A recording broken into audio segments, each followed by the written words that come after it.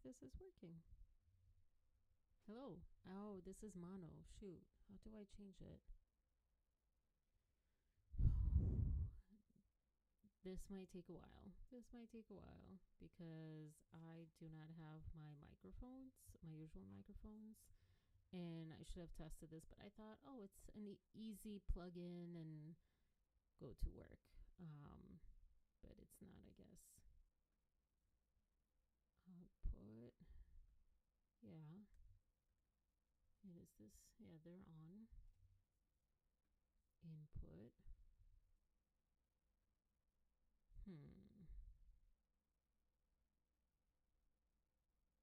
Why is this not working?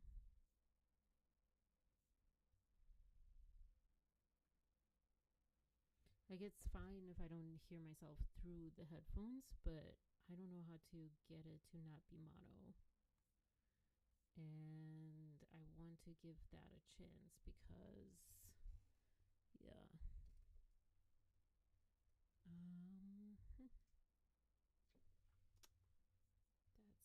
That's an interesting one. Hi, P. Wait, you can't hear me even now? Like right now you can't hear me, or earlier?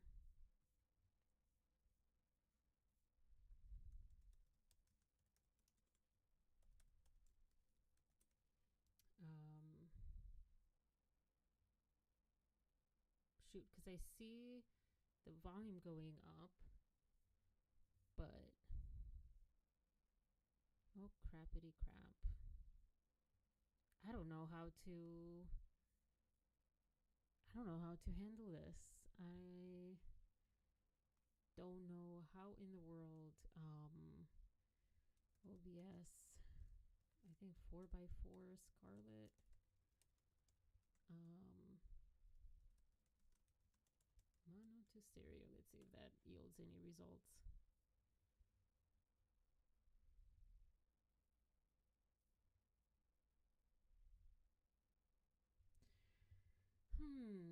I might have to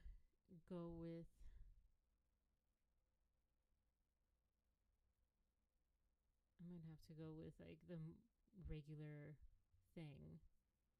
Advanced audio. I don't think. Yeah, it's stereo.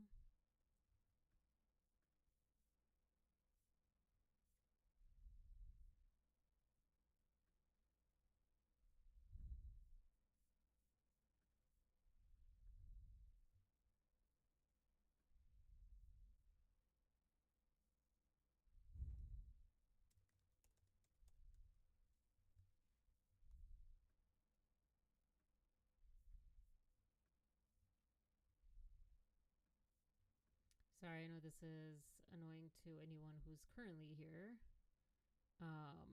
But like I said, I'm trying to figure out, and I didn't want to delay that much, but can anyone hear me now? Because I know at first, like, something wasn't happening.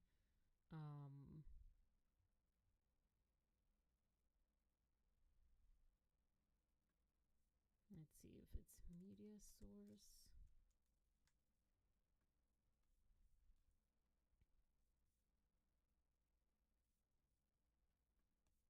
Oh my gosh.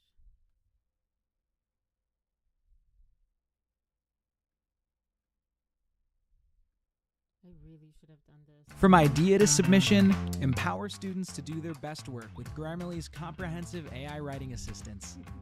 What if they could jumpstart ideas for any assignment? There we go. We can do it together if you're here. I had like the best intro too tonight because I was so upset. Into stereo I was so upset Be sure to between. add your audio source first. Then you'll see something that kind of looks like this. You see in my audio mixer how the audio is only coming through the top I part. was like so upset. If I don't even know if you can hear me, but I was so upset at the news, at Blake Lively stuff, and I was like so fired up, and I did not want technical difficulties like the internet bar is not lighting and up. this. That's because my audio. I don't understand why I can't add an audio source though. Oh, there we go. Is this? Okay, got it. All right. So as my audio is only coming through one side of your speakers or one side of your headphones. Viewers don't like that in 2020 and beyond. They want to hear the audio in both sides. So what you're going to do is click the gear cog down here in the audio mixer to find the secret advanced audio properties menu. Click that, and then once you get to this menu, find the source that is currently mono that you want to make stereo. okay. What you want to do is click this checkbox right here, and what you'll notice when you check it is that your signal will be duplicated. Can you hear me now? Not just the top section of the audio mixer, but to both sections Or of now. the audio mixer when we click just like that. Do you see how it's now filling left and right speakers and headphones? I recommend doing this for all. All right. Oh wow, that's like that has a very strong delay in my headset. So that's going to be too weird. Why is there a delay? Let me see if this is better. What about now? I'm trying to like see if this like sync offset helps, but it's not. Huh. That's so weird. Okay, well, I guess monitor off, and I'll just take this off. Right. But the other audio is very low. You have a little bit of an echo. Is this better now? Is this better? Because there were two conflicting audios. I really wish that I could hear what you guys hear. Actually, I think I can just. Do I have any Bluetooth? No, other than that. Okay, hold on. Hi, Mariatani. Am I pronouncing that right? My dog loved that name, apparently. She stood up. She's like, woo. Let's see. YouTube. And let me see how I hear. Anyways, I was watching this other video on Bhutan earlier. I might have to speak a little louder or this, make it a little louder. Okay, I'm good now. Sorry about that. That was quite a way to come back after basically almost a whole week. Yeah, sorry.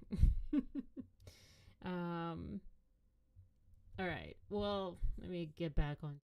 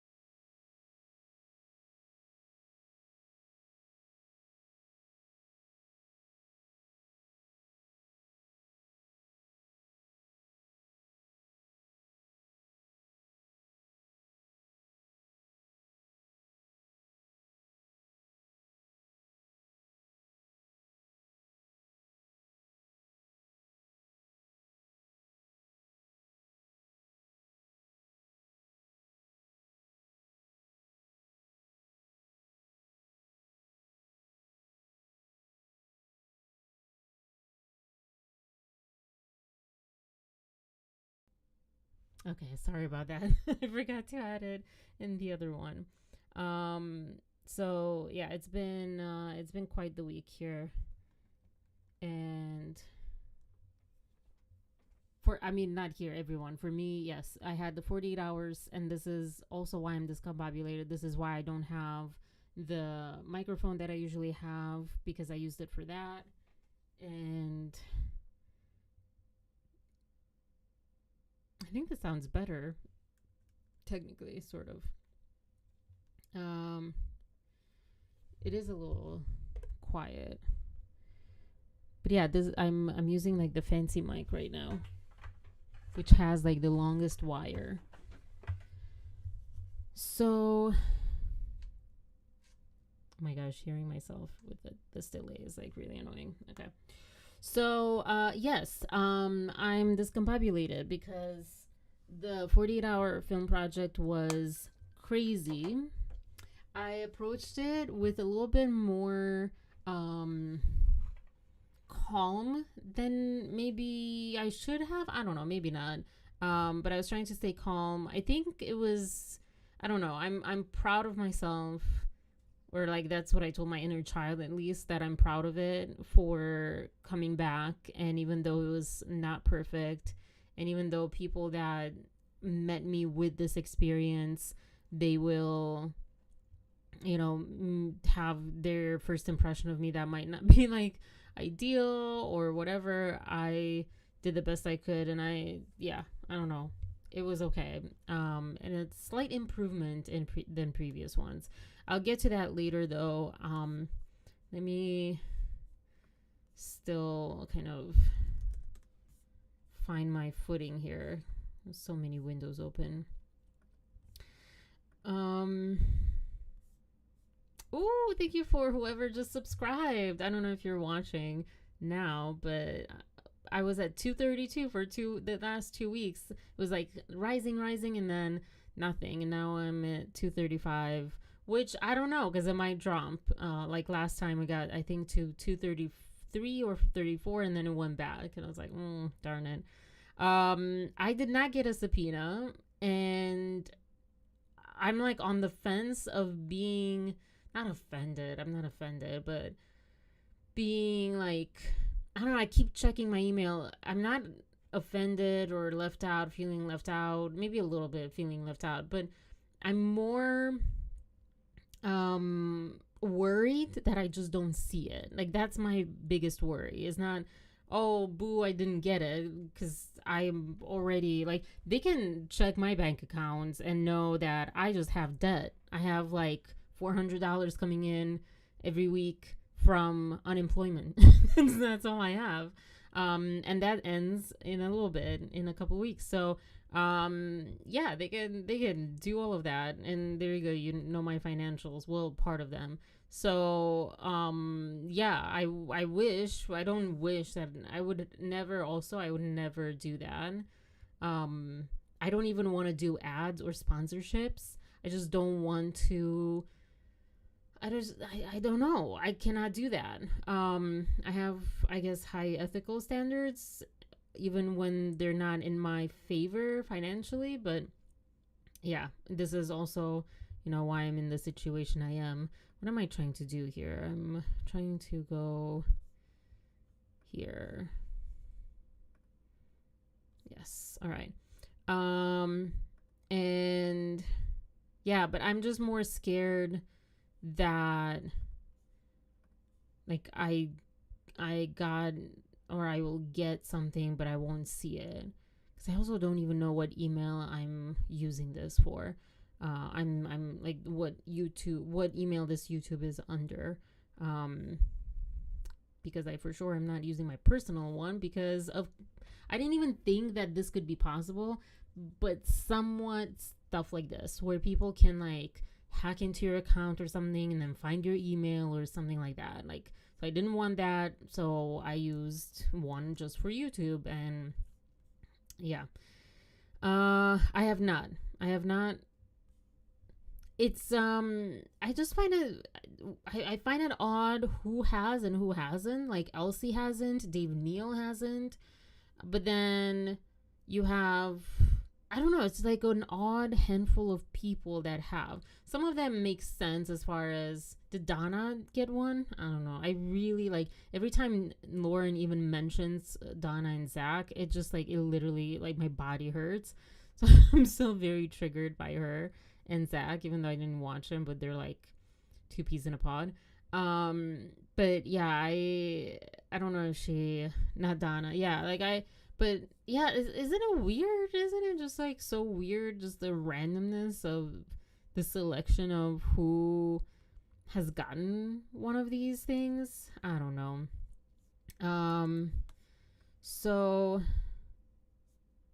oh, I was like, I almost copied the wrong web address for the chat. But yeah, I have not. Hopefully, I won't. I do feel very strongly about it. and my thumbnail is largely around this because I was watching Ashley Brianna Eve's YouTube video on it and talking about what it entails, what the subpoena says that they're asking for, and also how they were kind of alluding or whatever they were saying that, oh, we just want, subscriber information, which also, what would subscriber information give you? Nothing. Like, who subscribes to the channel if that's all they're after? It's not proving anything as far as a smear campaign. So I understand more the financials of it, like if you got paid or if you got a boost, etc., etc. I don't think it's right or good, but I understand that if you were going after trying to prove that these content creators have been paid by the Wayfair parties, which also you know what you can do, you can also just look at their content, how it started, and you can see how it started. You can see very much how their like initial like thoughts and how that kind of progressed or changed or stayed the same or whatever. Like when I think back in mine, you can clear I maybe, I don't know, I'm the only one, but like I was just very transparent about how I don't feel like anyone is asking for this lawsuit. Like, I'm like, what is this about?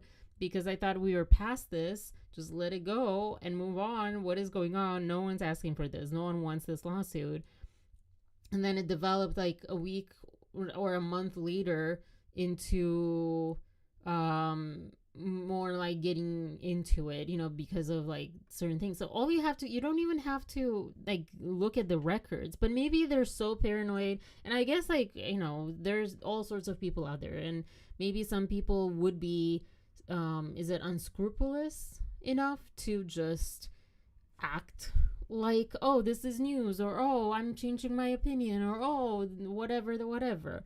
I don't know. And that's if I would guess why smaller content creators are roped in that are not making money, is because, and Ashley Brianna, you've also said this, like, why, they might be paid behind the scenes but not having monetization. But you also kind of could say, well, then they don't have a wide reach. But I would also say, if we're going down the conspiracy theory rabbit hole, that's the point, that these smaller content creators or accounts, but it would be more like bots, but whatever, in this kind of way, it looks more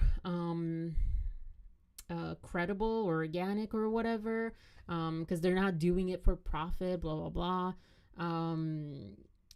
Yeah, I don't know, I just feel like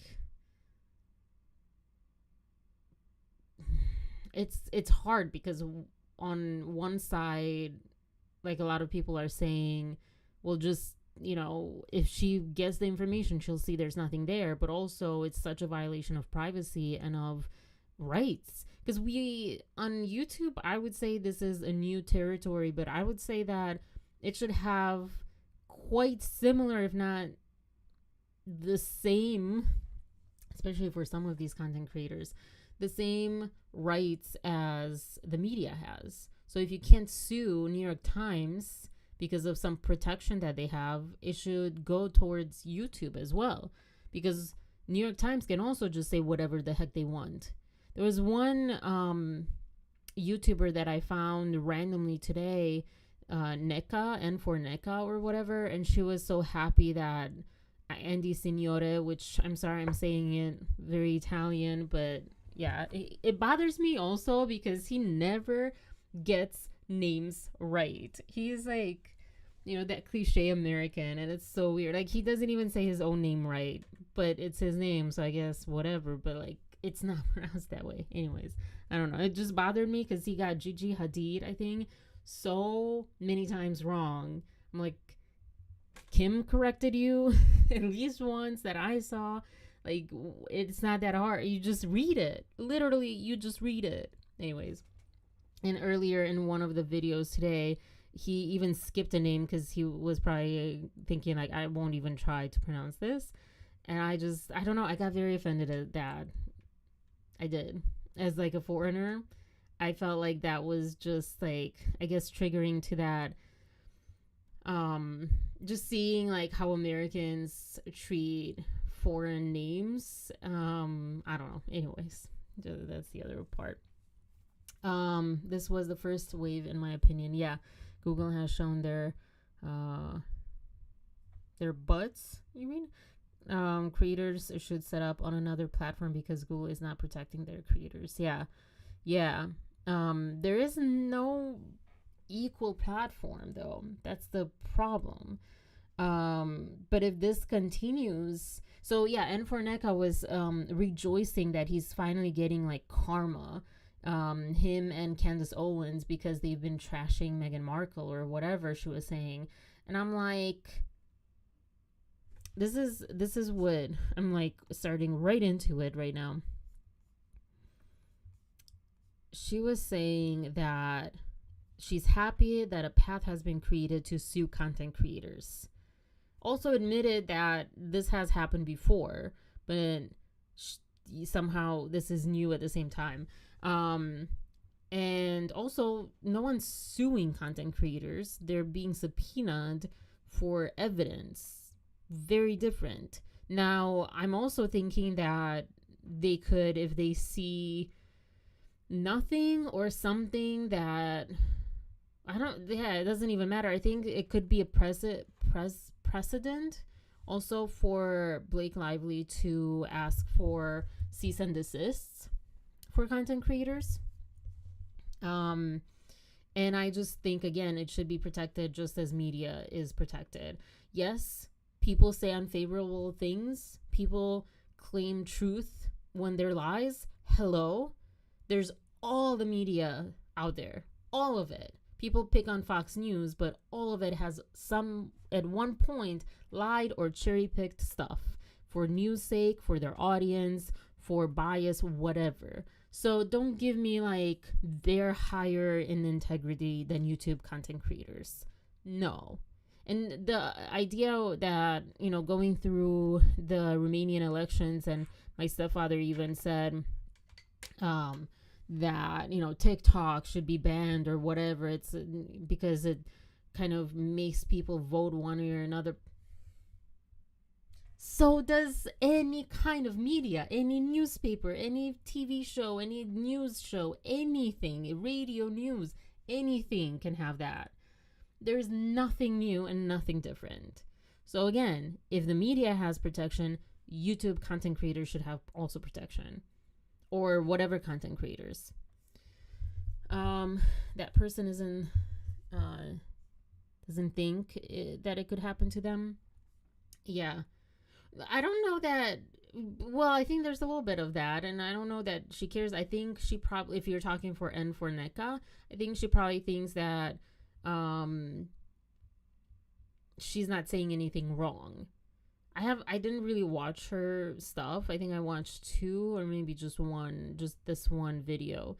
But yeah.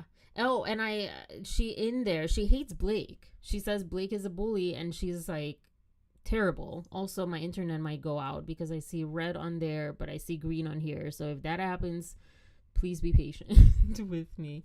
It's been quite a night as far as internet. But she claims that content creators threatened the life and family and safety of Meghan Markle and Harry. Content creators have? When has this happened? And she was talking mainly about Andy Signore and Signore, whatever, and Candace Owens, or Signor, and Candace Owens. And I'm like, I see them being very critical. I see them being maybe even exaggerated, especially Candace, saying like big claims or trash talking or whatever. But that's very different than threatening someone's life and family and health or whatever and safety. Like, what is she talking about, this Neka? Maybe what content creators have said has led to people doing that, but yeah, that goes for all sides. That goes on all sides. So yeah. And my other point was she apparently doesn't want free speech.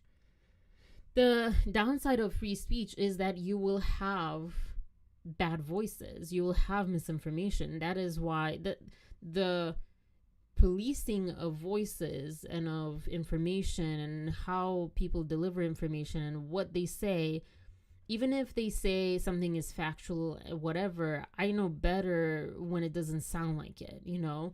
And sometimes I get fooled and everyone gets fooled, and that happens. Again, that's nothing new, A. And B, that's why we should work more on critical thinking and education, which more people have been laid off from the Department of Education. So, you know, that's great. But we should focus more on that, not on the result of not having that education. It's like people just want shortcuts, and I feel like that's why we're in the mess that we are, like globally, and why people are suffering is because it's just been shortcuts and shortcuts and shortcuts of problem solving. You know, you didn't really fix racism. You just kind of shortcutted around it and made it a little less, or like look less or whatever, but you didn't really fix it. You didn't fix any kind of phobia or ism or anything.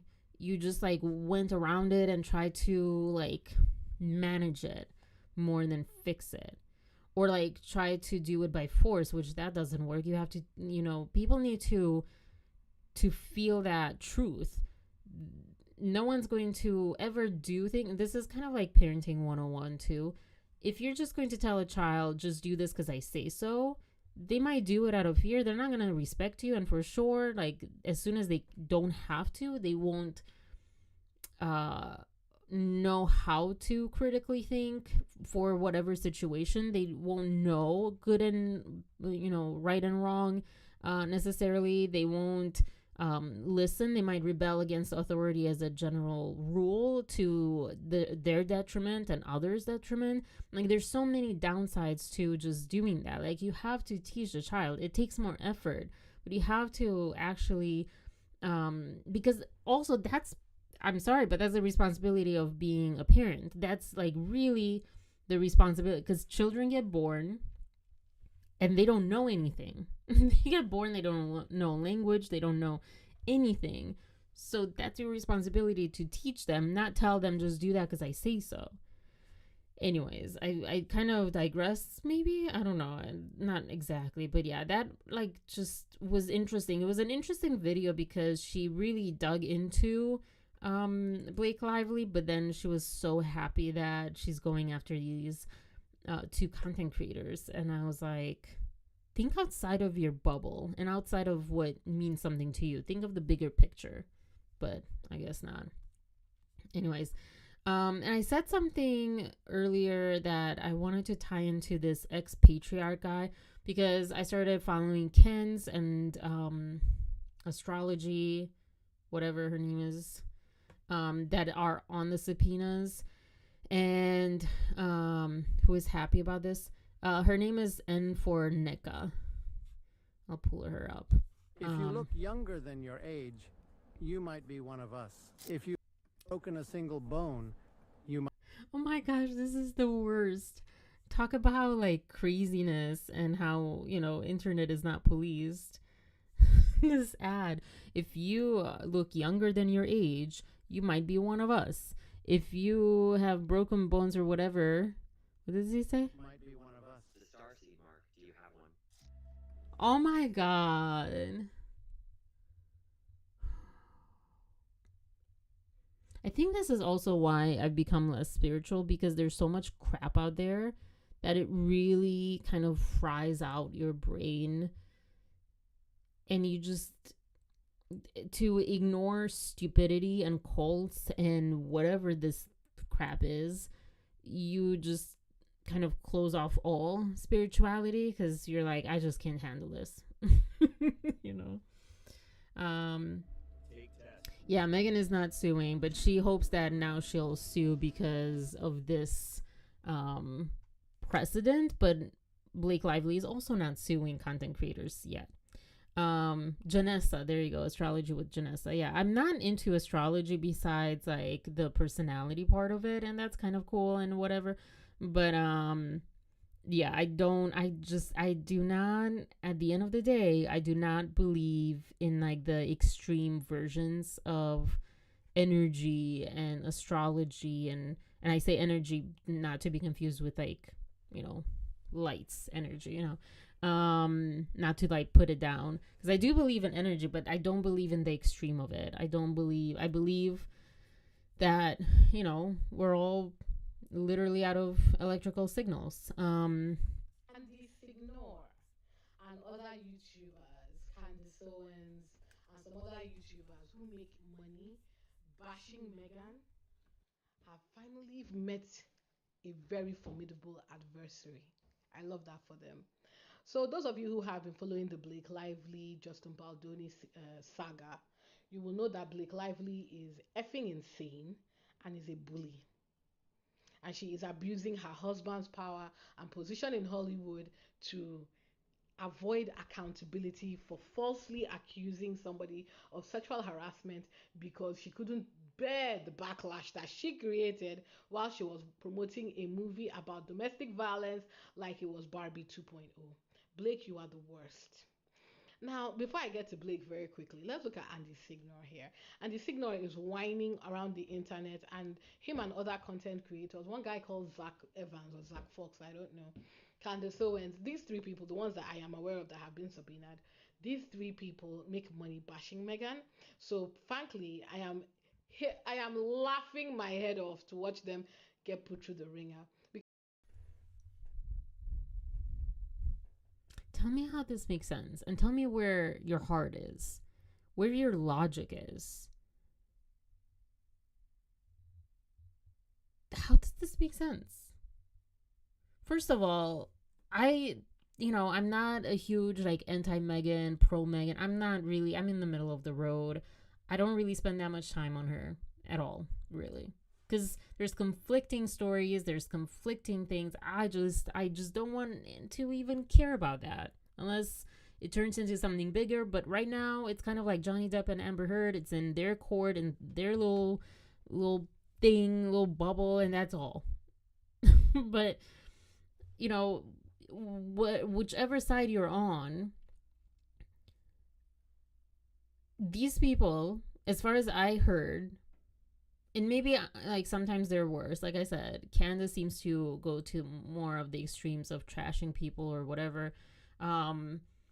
Although, as she said with the Russell Brand interview, and I also kind of got that sense as well, she's kind of toned it down and became a little less harsh. But still, that and Andy, I've heard him too. But it's usually like it's kind of coming as like desperation of calling out potential or what it seems to them as lies, just like with Blake Lively. So they're not really just like going after Megan, just like she's not doing anything and they're going after her. They're trying to put this other side of it or call her out on stuff.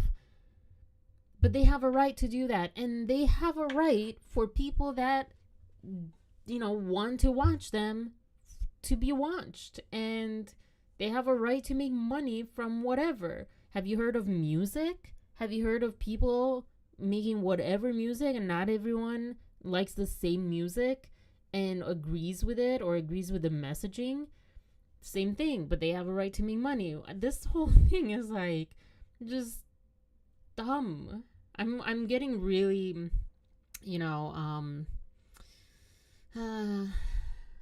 fed up. So my language is, I don't know, more strong myself. But yeah, Megan Thee Stallion is suing a content creator because one decided to create AI, of her and has been given money from Tory Lanez. I don't even know who that is. Yeah. There's see, that is a fair suing.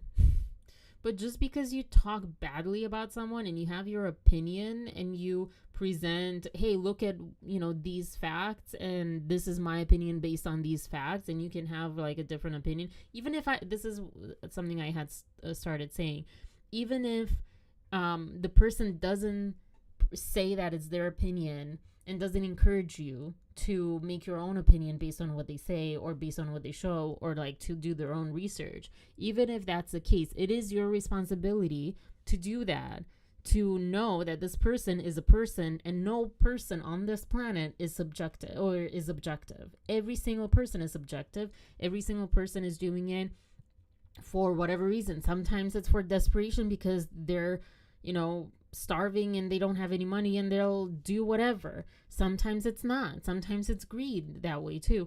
Sometimes it's because they really truly believe that. They see XYZ and they really see XYZ mean elemental P. I don't know why I always use those letters. But it doesn't ever make it that you have to believe the same thing, But yeah, Candace's obsession with Macron's wife is weird. Not a fan. Yeah. I just briefly heard. I don't know too many details of that. I imagine I would not be a fan either, though. I'm honestly not a huge Candace Owens fan in general.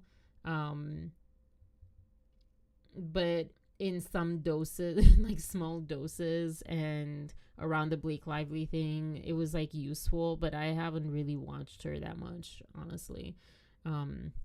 Sure, they have a right to have an opinion where it crosses the line. I don't know what that means. Is Andy wanting to rent but to yell in front of Meghan Markle and did he say that? Okay, that makes more sense as far as like threatening their life, family, or safety, or whatever Nika was saying. Yeah, that is too much. I don't understand I don't know. We've talked about this. I don't understand the obsession people have with Meghan Markle. Like I said, she might not be perfect. She might be a horrible person. I don't know. I don't care.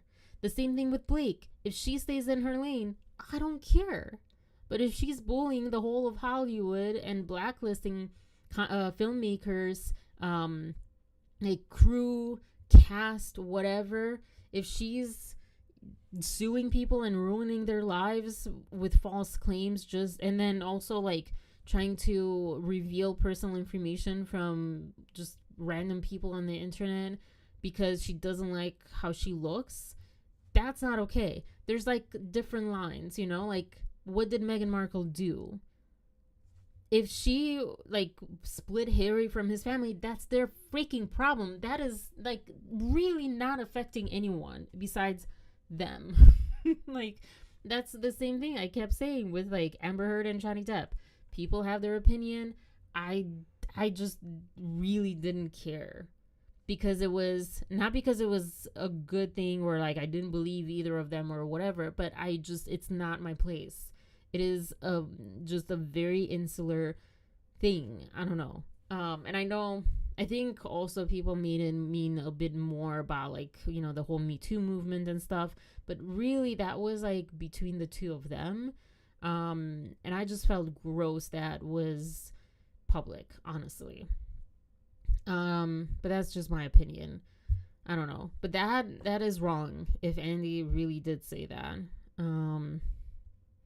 Anyone supporting a 1,000-year-old colonizing institution that fronts like a family of philanthropists, I got a side-eye view. That institution breeds narcissism, a literal hereditary monarchy. Blake is legit awful. Meghan hasn't done anything but tell that weird family to kick rocks. Yeah, I don't know. I feel like she has her own skeletons and she's not innocent either. And maybe it's like butting heads of non-innocence. I don't know. But again, it's really, I don't know. To take it that far though is wrong anyways.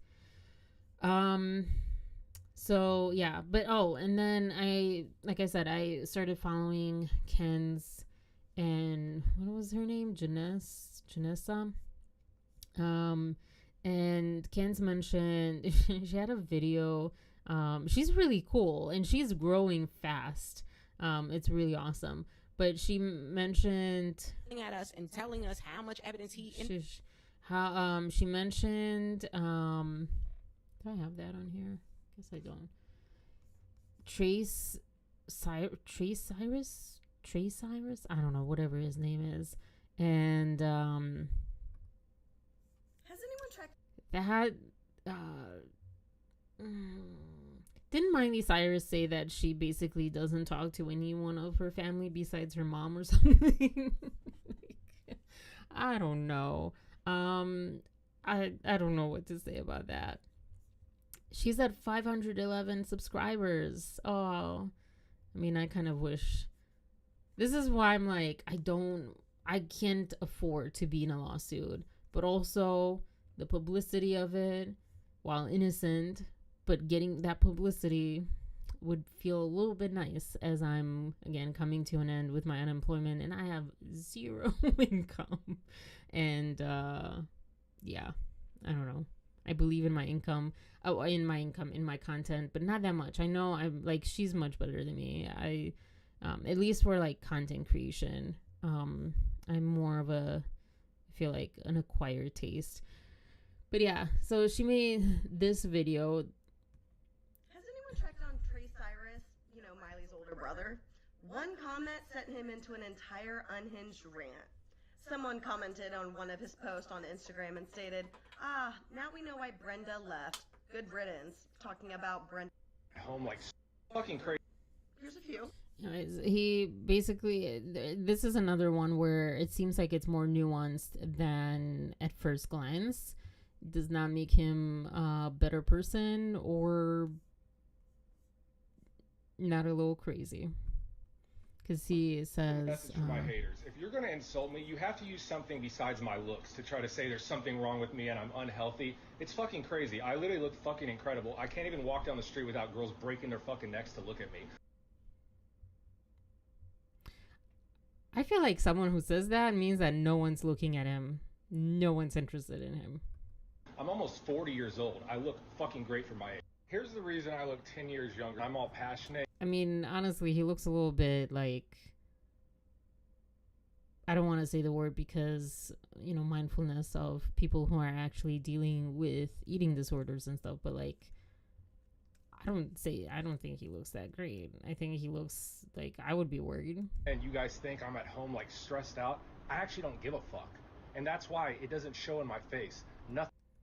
And yet he's going on this rant, and this is why I really wanted to I don't know, this is not why I really wanted to show this, but that was like a huge part of why I wanted to show this. Like, you don't give an F, but you're going on and on and on and on and on and on. Nothing bothers me. I don't let shit stress me out. I'm in control of my reality and my life, and no one's gonna ever fuck with that. And again, this is where I get maybe a little bit too pushing to the other side of this concept of self-realization and self-control. Like, everything's in your power. You can manifest things and all that stuff, because more times than not, it just makes people delusional and not for their benefit. Because I don't know, I also talk in a bit, I'll talk about ex-patriarch or whatever his name is, and I say, ironically, he has a video on this too, how psychological or psychology content and giving people advice, as whether you're a coach in real life and you're not really trained and you didn't really go to school, or you don't have like the best program, you're just doing it for the money and for like, work from home and freedom of time and whatever, or you're saying stuff online or on TikTok psychology, on YouTube, on Instagram, or whenever, Facebook, that's still a thing for you. it might have some validity, but you have to be careful of the context, and you have to know that there's so much more, and it's like a whole iceberg. And although, yes, we both, if you are believing in the more like spiritual version of manifesting, or the more psychological version of manifesting, you know, it is a thing, but it's not like this. And people who like try too hard means that they don't have it at all. Honey, who is breaking their necks? Yeah. How I just have so much energy and can go on these rants and everything. Oh my I gosh. told you guys last night I practiced semen retention.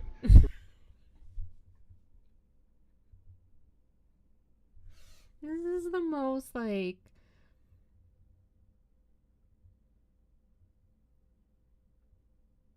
I don't know. I'm worried about humanity. That's what I'm saying. I'm worried about humanity. I know this is not most people, although I was talking to someone earlier today and we both feel a little bit worried about humanity and the world, because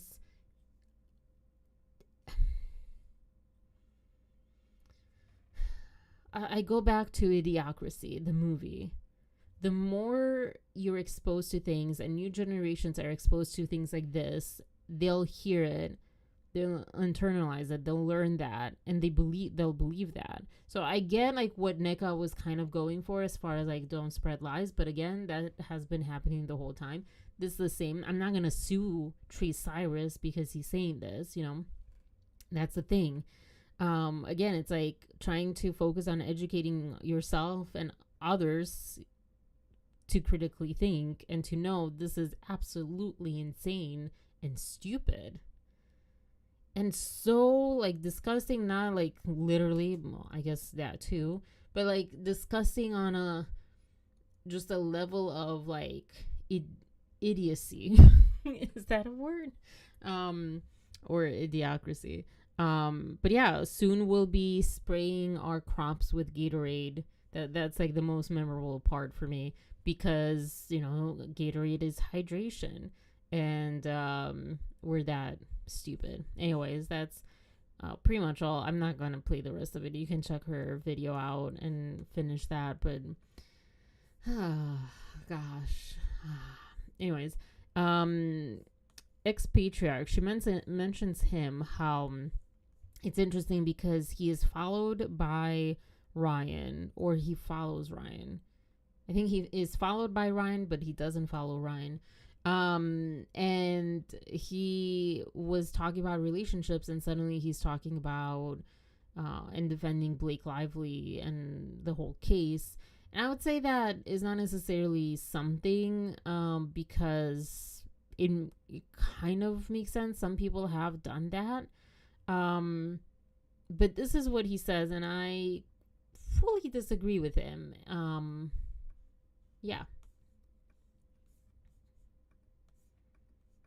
At us and telling us how much evidence he in fact did have.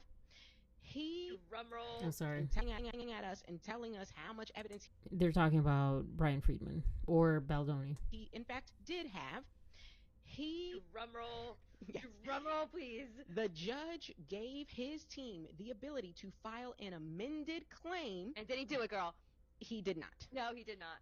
From the very beginning of this, I said to watch out for abusive behaviors, and one very obvious pattern of behavior of abusers is to claim to be fully transparent, that you have receipts for everything you are saying, and then fail to provide those receipts. I haven't heard any psychologist talk about that as an abusive behavior. Manipulative? Maybe. Not abusive, though. And is he using abusive just because it's a key word and it's a heated word? It has a lot of energy to it? Because that's what it seems like.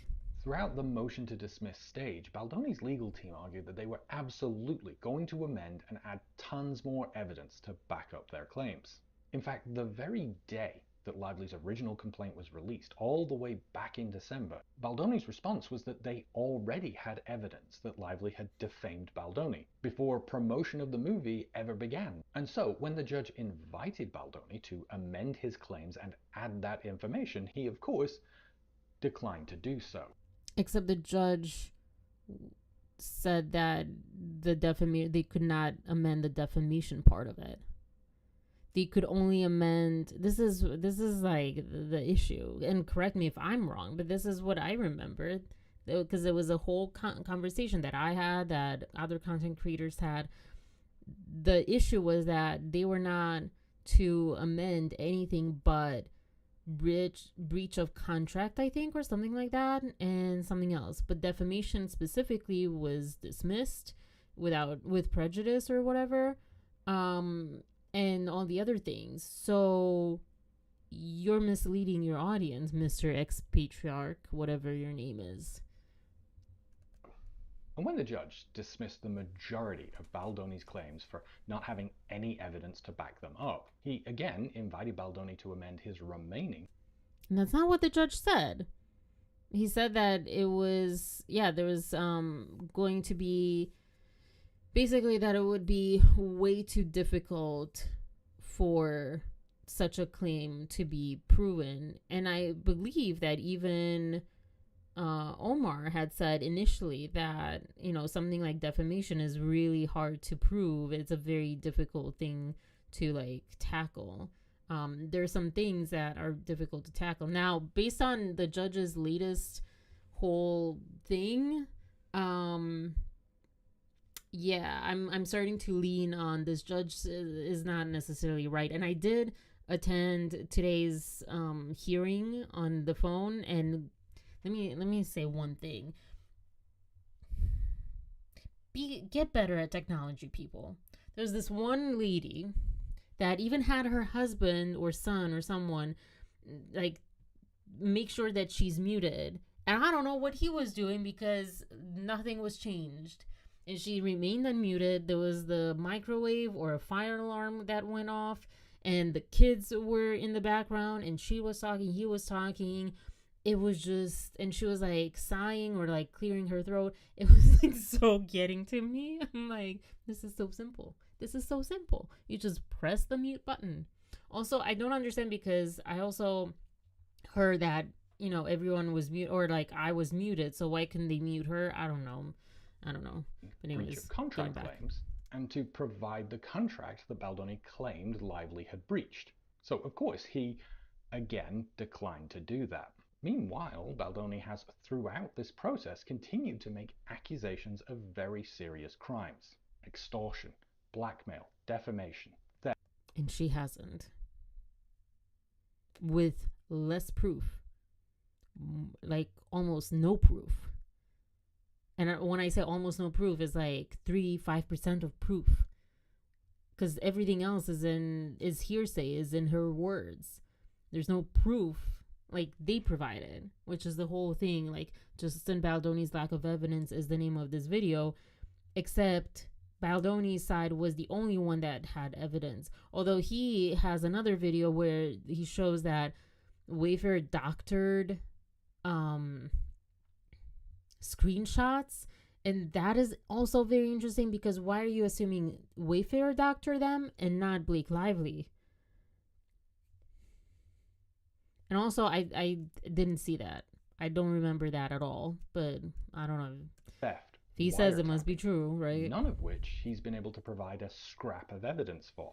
Worse still, the evidence he has presented is now on court record as having been manipulated, twisted, and counsel did not consult me about what I meant by my use of the term. Did not authorize the Wayfair parties or their counsel to include my text messages in their filing. I regret that private text message were made public. What is he talking? I actually don't remember watching this. Is now on court record as having been manipulated, twisted, and used without permission. Another abusive tactic that I've talked about before. Are we freaking kidding right now? You're going to talk about use without permission? You are defending Blake Lively that Wayfair used something, one text, without permission. One text. One text. When Blake Lively not only used it in her complaint, all their texts, or whatever that she chose, and she literally made it public in a New York Times article. Their texts, without their permission or knowledge that she even had them. I don't know how I missed this. I think maybe I was like, I just like stopped short, or I just kind of tuned it out at one As point. abusers only coming clean and showing receipts once you show yours first. My ex told me she would absolutely come clean about cheating, but only after I showed her everything I knew about first. That is not the same thing. Hold on. Let me give him the benefit of the doubt and think about this.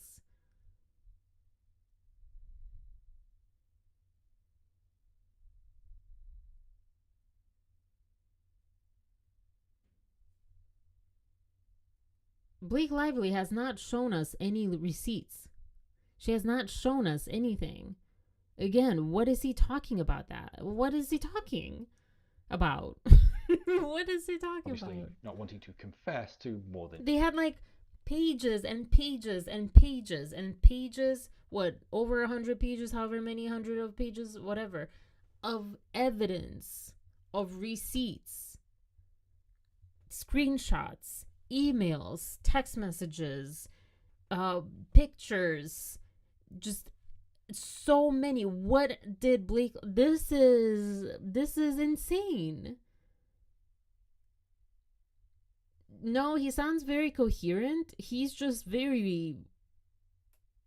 he's giving misinformation. He's really, talk about what he was saying, abusive behaviors. He's gaslighting. He's literally presenting things that were the other way around. Than she had to. And in the same way, Baldoni's team refused to hand over their text messages until Lively handed over the ones that she already had first, which she did 6 weeks ago. And yet, Baldoni's team then tried to claim they had complied with the deadline for substantial completion of document production, despite failing to produce reams of communications they are already known to possess. Trying to claim that you have handed over all of the receipts while the other party has proof you very much did not shows that Baldoni's team are not being truthful yet again, which is even more damaging after you made a public announcement about how transparent you were going to be. Again, they were.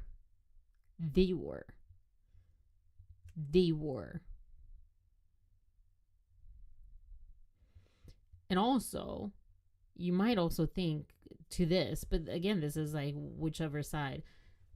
Okay, maybe they didn't release every single text message between the two of them, but they sure released a whole bunch.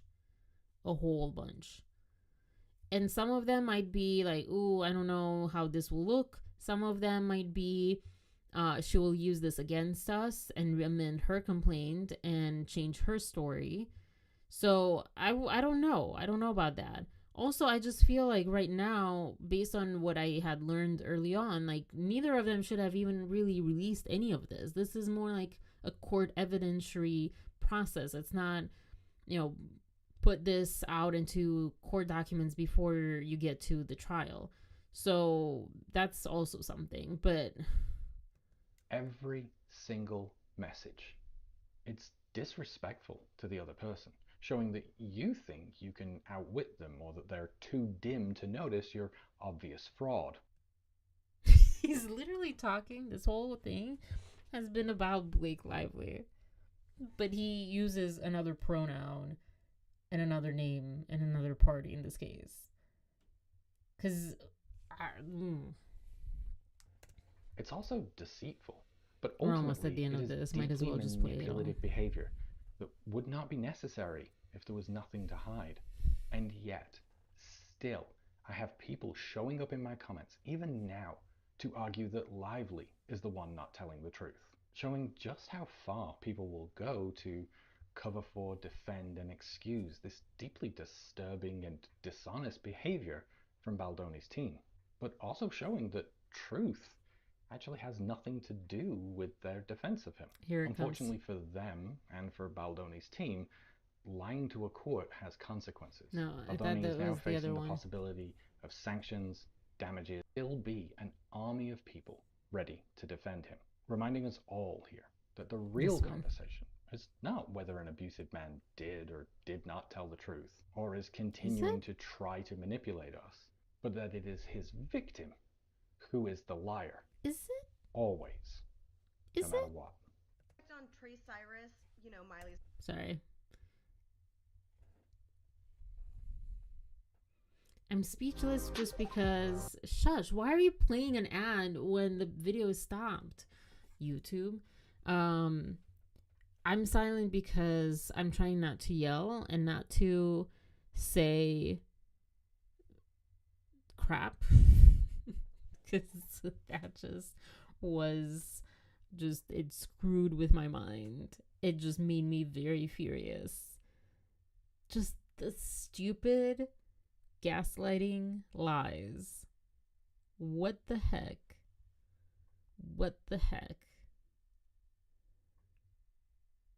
What the heck? I can't even. I already said I was kind of commenting as I went along. I'm just going to let that be there. But then he has this other video. I haven't watched, not actually going in a while. Crap. He has this other video. So today that I started watching. To that was so ironic. The danger of bogus mental health. It's a kind of a violence and murder. Bad title because it actually doesn't say what he means. But basically this guy on this podcast, Adam Lane Smith. Oh no, sorry. That was his, I don't know who the guy is. But Chris Williamson, I don't know any of these names, but he's talking about some really crazy, stupid theory. So I had a psychotherapist called Adam Lane Smith on my podcast, and he said that male depression gets treated like female depression.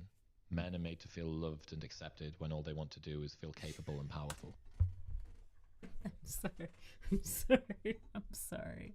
I feel bad for, I hope he doesn't have boys. I hope he doesn't have any kids, honestly. Because if that's the kind of therapy that he's gotten, he needs to not have any offspring. Or like, he should not know. Oh my gosh. Okay, hurt men. Good job. It's another round of these are not facts, they're just things you made up to justify your feelings.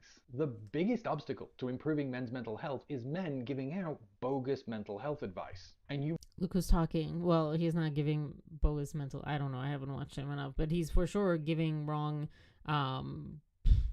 evaluations of people.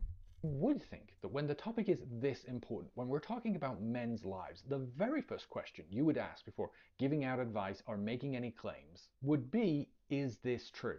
Because if not, you're actively harming men by giving out wrong mental health advice. And I'll stop there.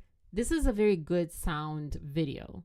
This is just very critically sound video. And he's calling out people who just like say whatever and potentially, like you said, harm the receivers of this information because the information they give is either, in his words, bogus. I would say also incomplete.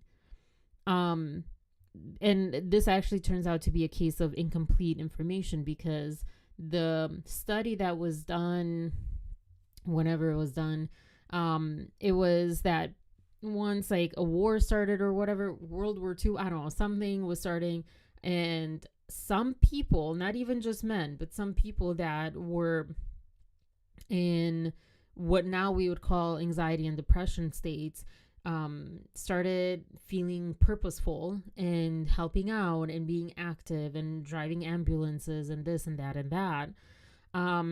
And so this is a way that you, again, mischaracterize, not him for once. Just kidding. I don't know. I haven't watched him enough. But the other guy was oh my gosh. Characterizing. Oh my, I can't say it. The information, the study, just like in the Blake Lively thing that was done with those, whatever those letters were from people that wanted to support her, but not really, but whatever. Anyways, so it was ironic though, because he talks about this, the dangers of bogus, he calls it mental health advice. I would say information, but yet he, like whatever Dr. Leslie Dobson or whatever her name is, how they're so sure that it's a whole Darvo thing, that Blake Lively is the victim, that Justin Baldoni and that side is abusing them and manipulating things and all this stuff, and not really doing critical thinking or giving critically thought information out. What and there is, like, again, like, I'll have to look in the text message thing, but that's like a he said she said moment right now before like discovery and whatever, because one person can say, well, this is what the text message just said, and the other person can say the same thing, and one of them is right, one of them is wrong. Doesn't mean that we know right now who is right and who is wrong in that sense. But to say that they didn't have any evidence and they didn't show anything is so completely false. They showed so much, so much. So yeah, anyways, all right, another topic bites the dust, still on Blake Lively though, but yeah. Oh wow. Okay, so the subpoenas.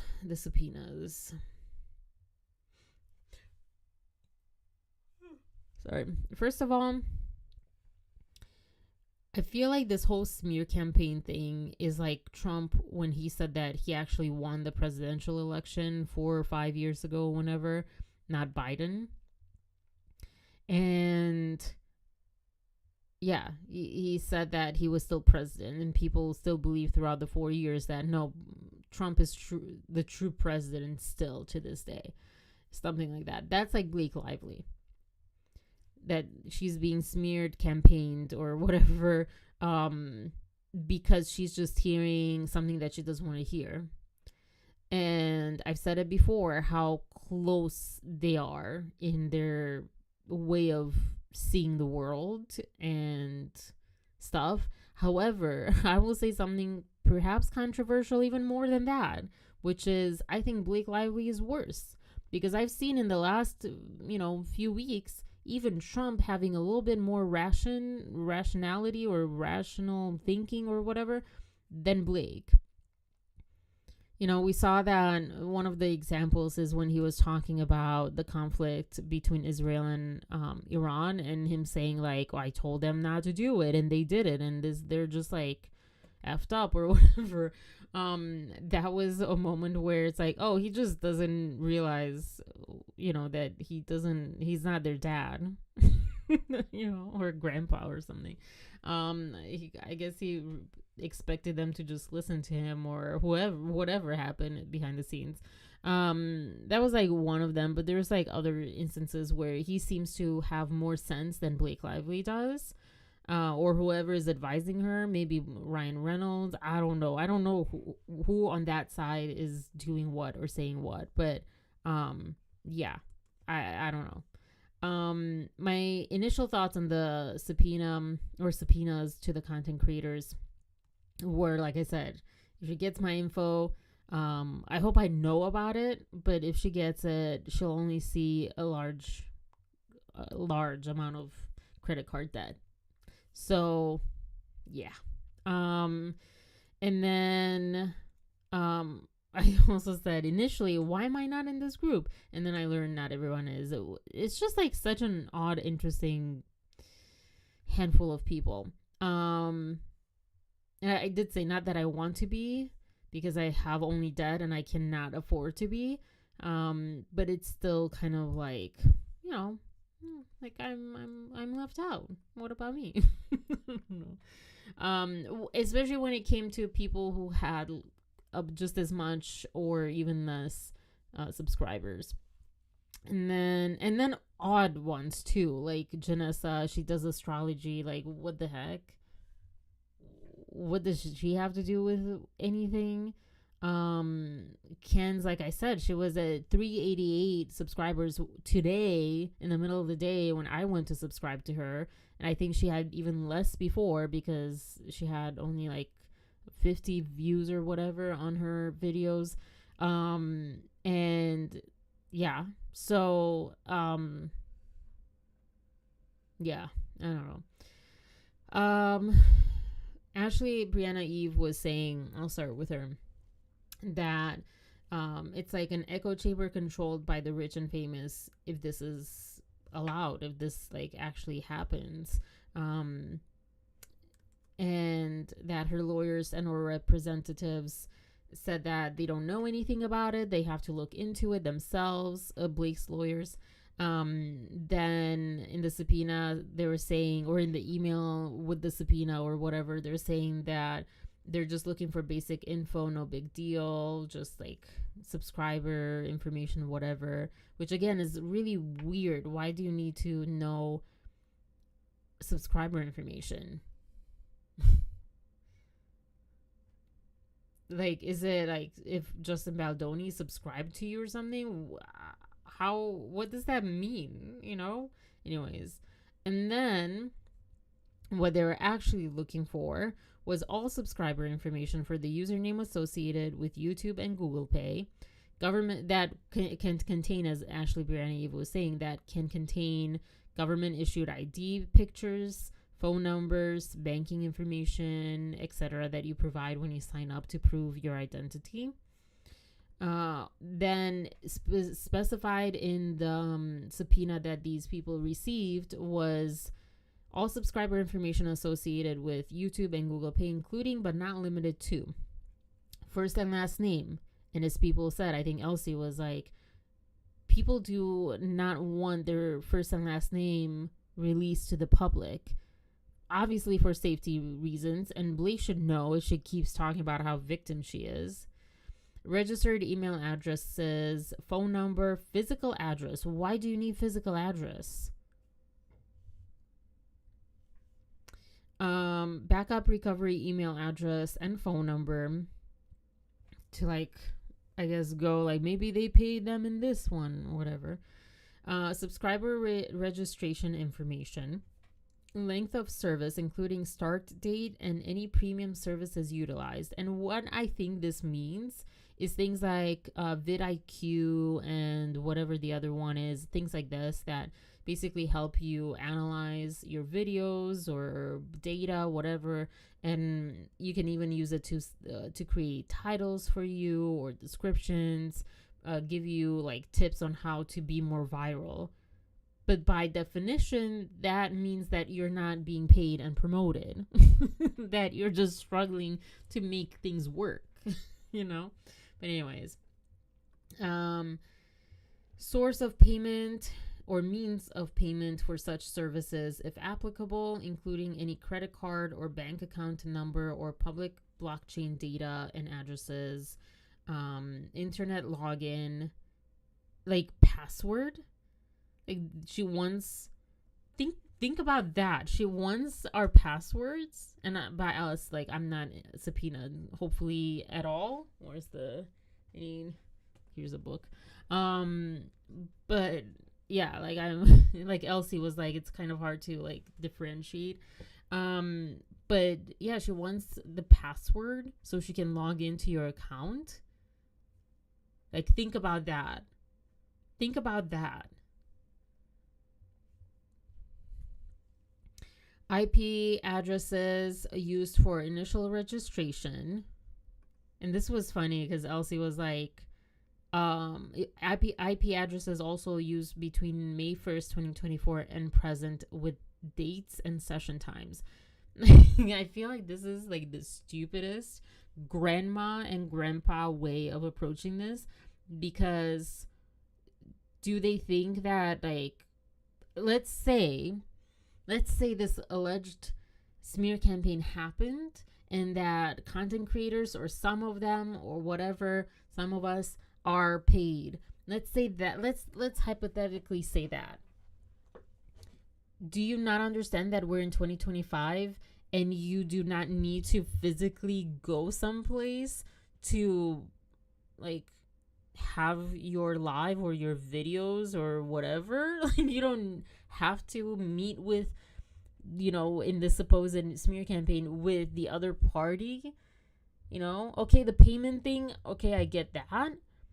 Also, just to throw that out there, if that was the case, like, you can also get paid like through completely a different bank account, completely unrelated to any of this, unrelated to any of your YouTube or anything. If you really wanted to and this I go into this a bit too, like, if you really wanted to smear someone or to like just end someone's career or whatever through paying content creators or whatever she thinks happened,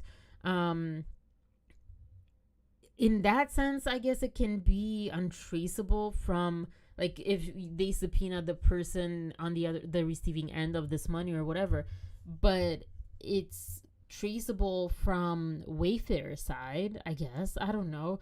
But the thing that, like, it makes me think of is she has a very distorted understanding of what she even claims. Because let's for a second believe her. I believe that she's saying 100% the truth and she was a victim and blah blah blah blah blah.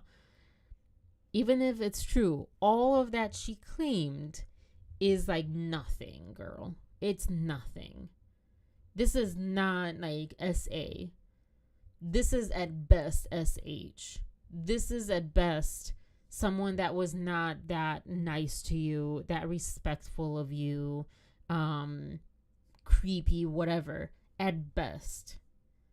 That does not mean in whatever world that this person started paying off all these content creators to, like, shut you down so their movie, like, it just doesn't make any sense. Like, it never adds up to me. No matter, like, what angle you go from, it just doesn't add up to me.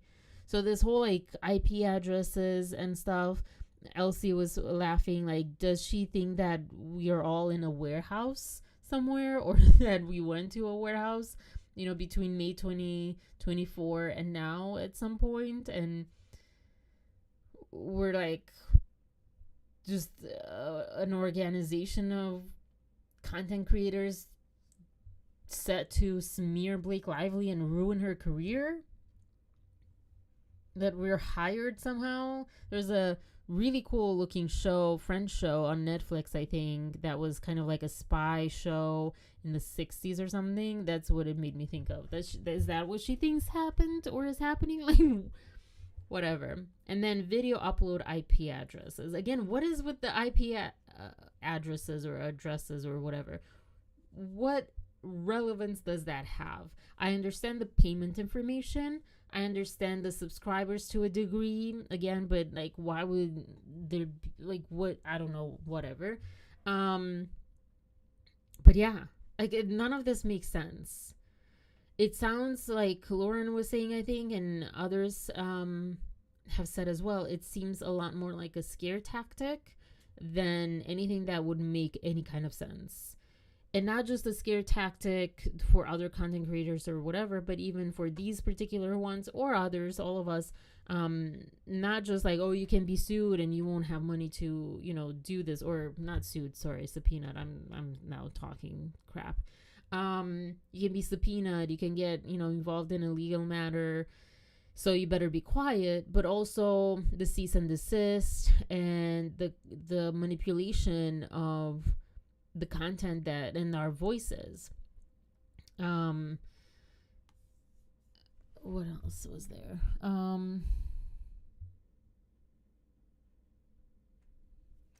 Yeah, why subpoena small not monetized channels? And I said they probably could claim that somehow this supposed smear campaign initiator paid content creators behind the scenes, and small channels could look more credible being small and not monetized.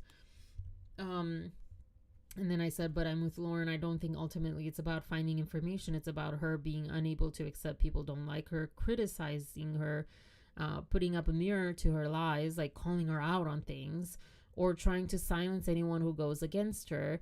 And then it made me think of that, further sending a cease and desist. And I said, we're in that type of era as humans, not just in this country, but I feel like as a humanity, as a whole humanity, that it's,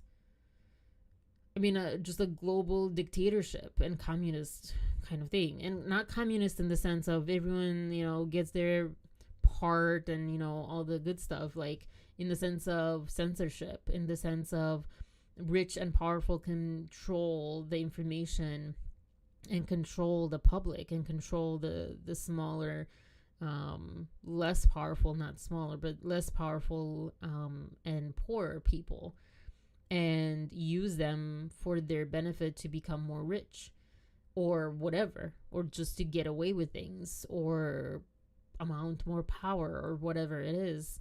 And we're sadly in that era, it seems like, in politics in much of the world, not just in the US. And yeah.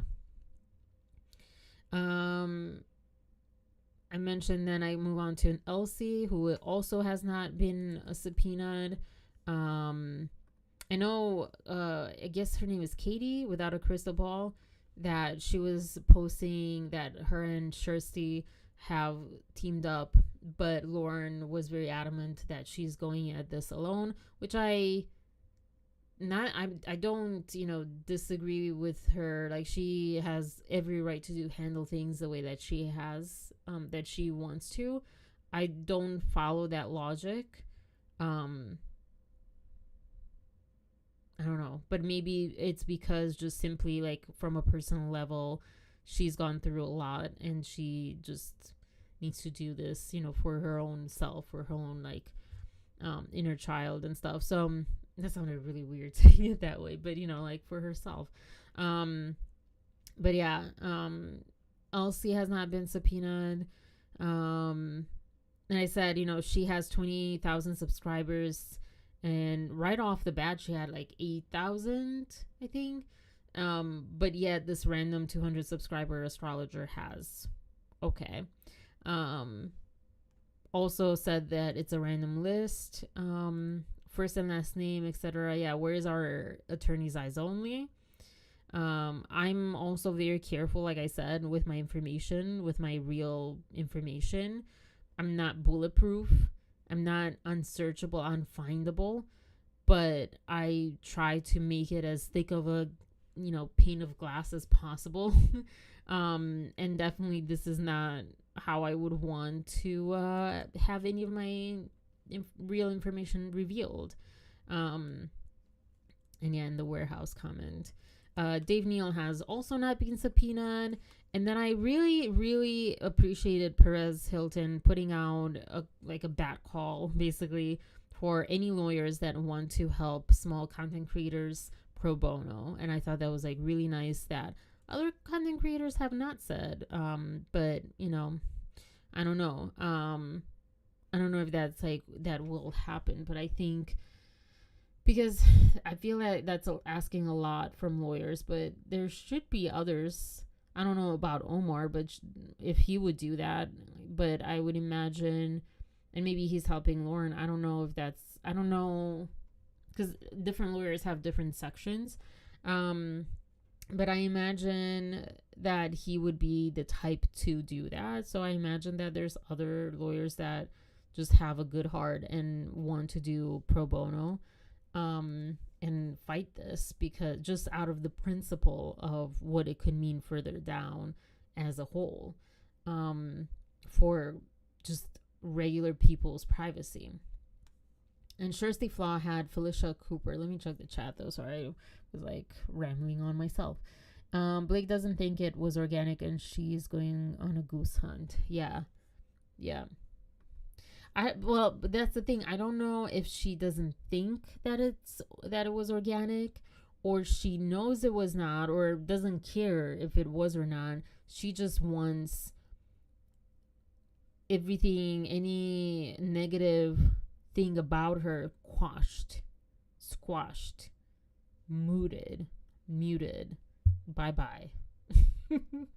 And, you know, the intimidation and the fear and all that stuff.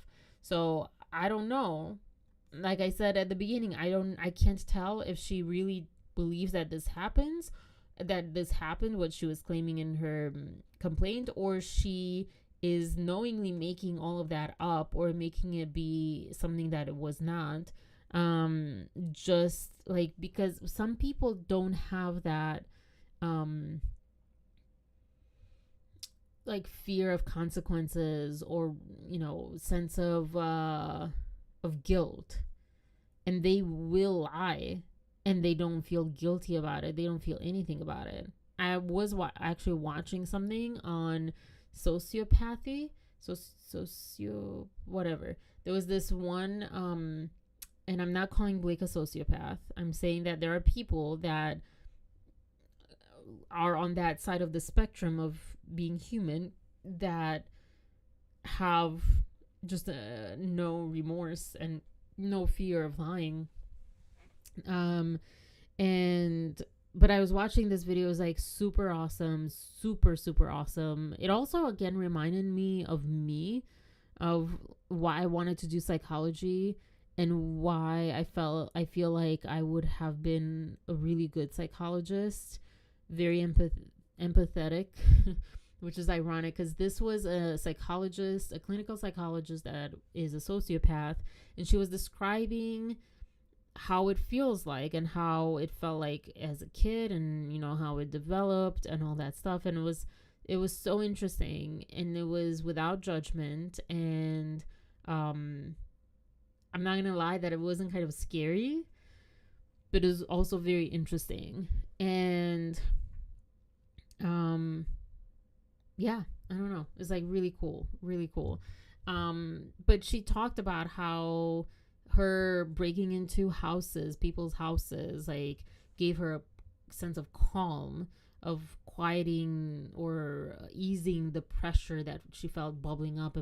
She was really talking very much like Dexter, which I saw there's like Dexter Resurrection. I'm wary because the other one that they resurrected, when they did like another Dexter, like, you know, a pre-Dexter, whatever it was, you had to pay extra or something. It was behind a paywall when you already were paying Amazon Prime, and B, it was kind of crappy. So I don't have high hopes for this, but the first Dexter was amazing. But it sounded exactly like that. And she even mentioned Dexter, how it was a quite accurate depiction, even though she never hurt anyone and she never wanted to hurt anyone. There was never a crime that involved all of that stuff, but not so much because she felt the empathy of it, but because it's more of a selfish thing, I guess, or just like something she didn't think of, like that wasn't really, you know, her thing or whatever. But it sounded very much like I remember when Dexter was on, or when I was watching it, and how he described that process. So I wonder if they had someone, even the writer or writers themselves, or they consulted with someone with sociopathy, because I also felt like they did a really good job. And I'm not a sociopath, and I didn't know sociopaths. I don't know. I don't know. But that's the other thing, because she was talking about how, like, you don't know if you know someone like that. Dexter, his early years was pretty good. Was it? See, I couldn't even watch it, but the first episode that I could watch, I didn't like. So I'm guessing it got better. Good night. Enjoy your night. But yeah, I'm guessing it got better because that first episode was slow, was in the woods or winter or something, not the Miami happy, thing. Yeah, I don't know. It wasn't my thing. I watch movies and TV shows for free on Onion Play. Oh, I think I've heard of that. I'll check that out. I need like a little notepad here just for things like this. I mean, what is it? Onion Play. I'll check it out. I didn't watch other Dexter. I'm still on the first Dexter season. Yeah. I loved it at the time that I watched it, which was, I think, 2017, maybe? I don't know. Anyways, how did I get on Dexter from Blake Lively? Oh, because, yeah, like, she could be the type that just doesn't have remorse or guilt, doesn't feel any threat or danger in lying. Like, she might not do it as a pathological liar in the sense of she needs to lie, like the sociopathy thing. Like, this psychologist was talking about how she needed this in order for the pressure to not build up to do something more destructive. So it might not be in that sense, but it might be still on that antisocial kind of spectrum. I don't know if I think more narcissism is kind of on that spectrum. I don't know. I feel like narcissism, it does it, like narcissistic personality disorder does that for other reasons. And so maybe it's like that. But either way, even if she doesn't have anything, which is impossible because out of all the things that exist, everyone has one thing, so, but I know people still have like big stigmas around stuff like that. But regardless, like, she might really just not feel bad for lying or distorting the truth, or she really believes it. I don't know. I still don't know. Even now, even with these subpoenas, I don't know. I don't know. There's different possible things, scenarios, reasons. All right. So I think this was my next and final thing as far as Blake Lively, which is my initial thought as I was listening to these content creators. I was catching up on Blake Lively stuff. I read a few of the things on Court Listener, but honestly, I'm just burned out from that. I'm not gonna lie. I'm sorry. Lauren is amazing if you want someone that reads the court documents. I just don't think, more and more I find myself unable to do that. It is really good to do that, to go straight to the source in these documents, but I don't know. I find myself more and more just wanting to talk about a reaction to things rather than like, let's read this together, or let me read this to you. I don't know. I might, Friday might come around and I might be that way too. So I don't know, but I noticed a trend with me that I'm kind of past that. I don't know. But I said, in my thumbnail says this is war. I actually don't remember what my thumbnail said because that was like a whole 5 hours ago. Let me pull it up. This is so weird. What did I say in the fine print? Complete violation of privacy and constitutional rights. So yeah, so I was talking about, or I was saying like, this is war as far as that's my sentiment, because like if she feels like she's intimidating people from speaking out, I feel like it's the opposite and should be the opposite, especially because who is she? She's not the president. She is an actress, a very powerful person, apparently can, really do some unlawful things, allegedly, according to like different things, like that one Canadian situation or whatever.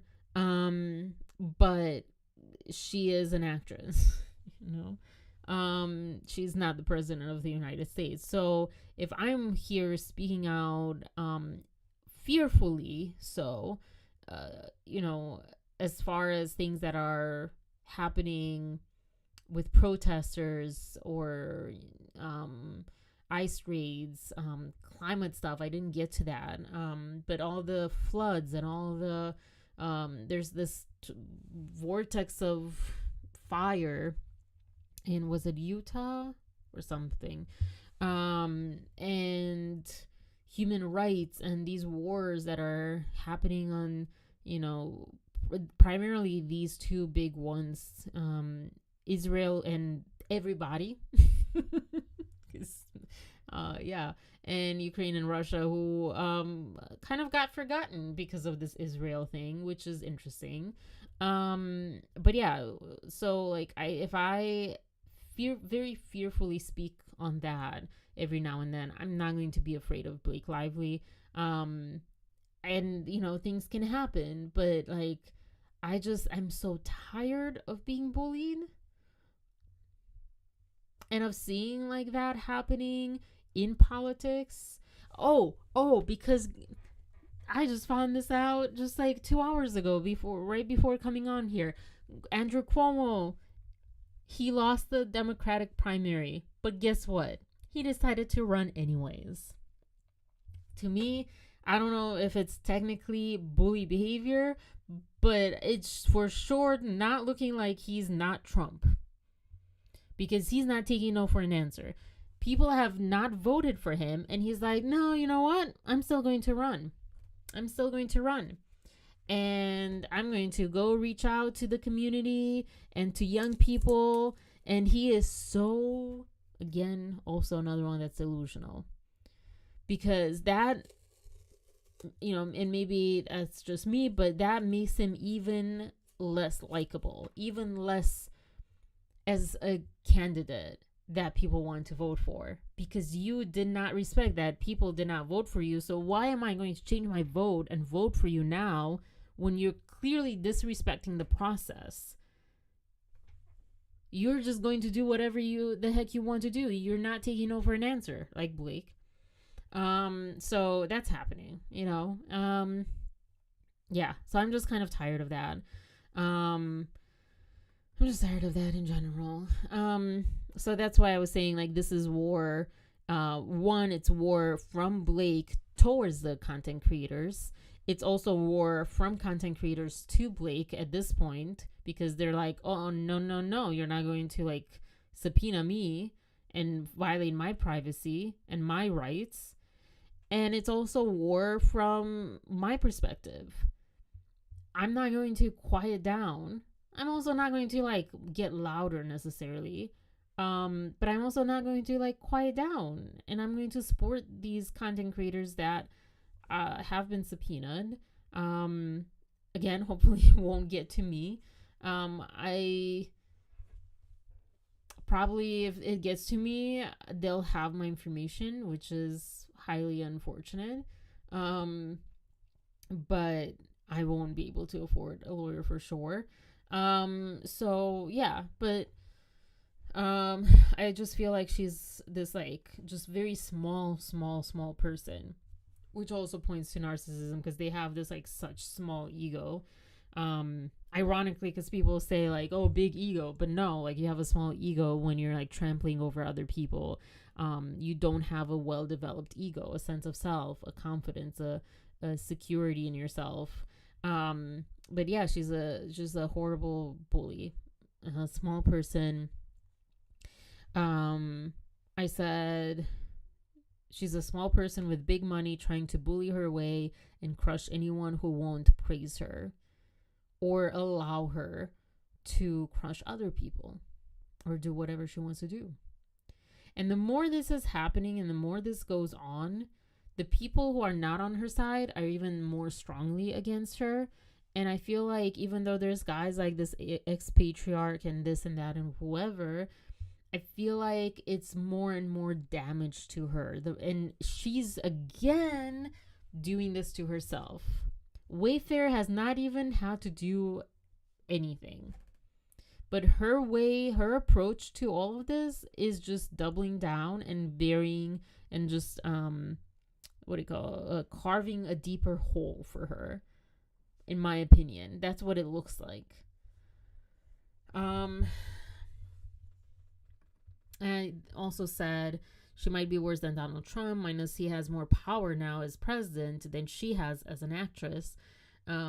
It's bad when the person that used to be seen as most unreasonable or narcissistic, I don't know if people called him that, but is topped by an actress that apparently her own family might be ashamed of. And that goes to Cersei, and she had this actress, Felicia Cooper, I think, and she talked about her family, Blake's family, and how she called Blake's dad Uncle Ernie. And again, I would take this with a grain of salt too. I don't know this person. I don't know anything. But she had only good things to say even about Robin, how Robin was stressed out because Blake was calling her and it cost her an audition, or, at least like it made her, I think it cost her actually more money because Robin was coaching her, Felicia. And she was also coached by the other sister who Blake, is not really in touch with because she doesn't take any crap. I don't know. Again, take this with a grain of salt. This is what she was saying on Cersei's video. I don't have that pulled up, and I'm sorry. With all respect, I'm going to just keep it at that. But you can it's the last video, or third to last video that Cersei has on her page at this moment today, July 15th at 10:45 p.m. And oops, I just ran into that. And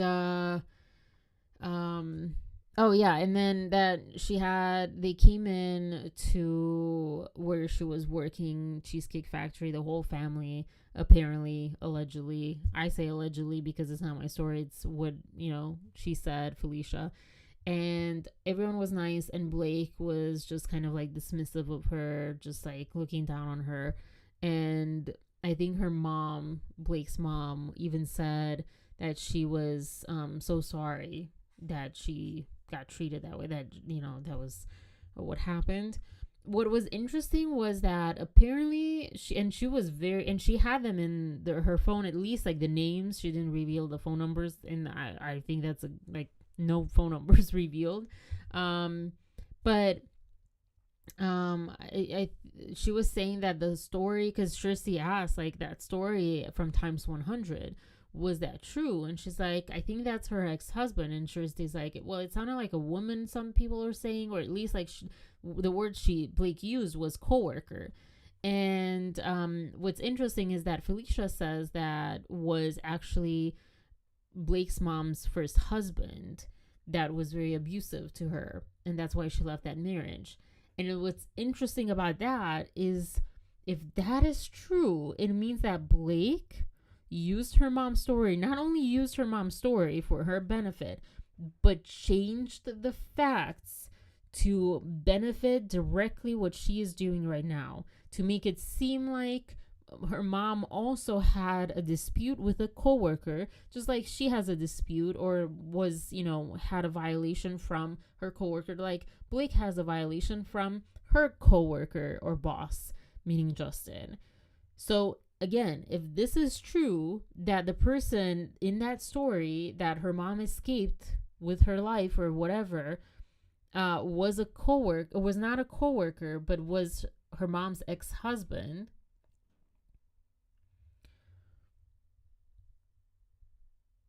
that they should look into that. Wayfair should look into the validity of that story, because even though character might not be, relevant or whatever in general, I think that goes directly to her showing maliciousness, malintent, or just like fabricating and literally changing the narrative, changing the facts of a story. And that is really directly correlating with you know, how can we know that what she's saying is true if she lied about that and lied on purpose because of what she's doing right now? That's all I have to say on that. And yeah, and I'll go back to the things that I wanted to start with. Also, there's a lot of flooding in New York and New Jersey. Just, I guess as a side note. So I'll start with this. I'll start with, you know, what I should have said at the beginning, which is welcome. Thank you for being here. I say stuff.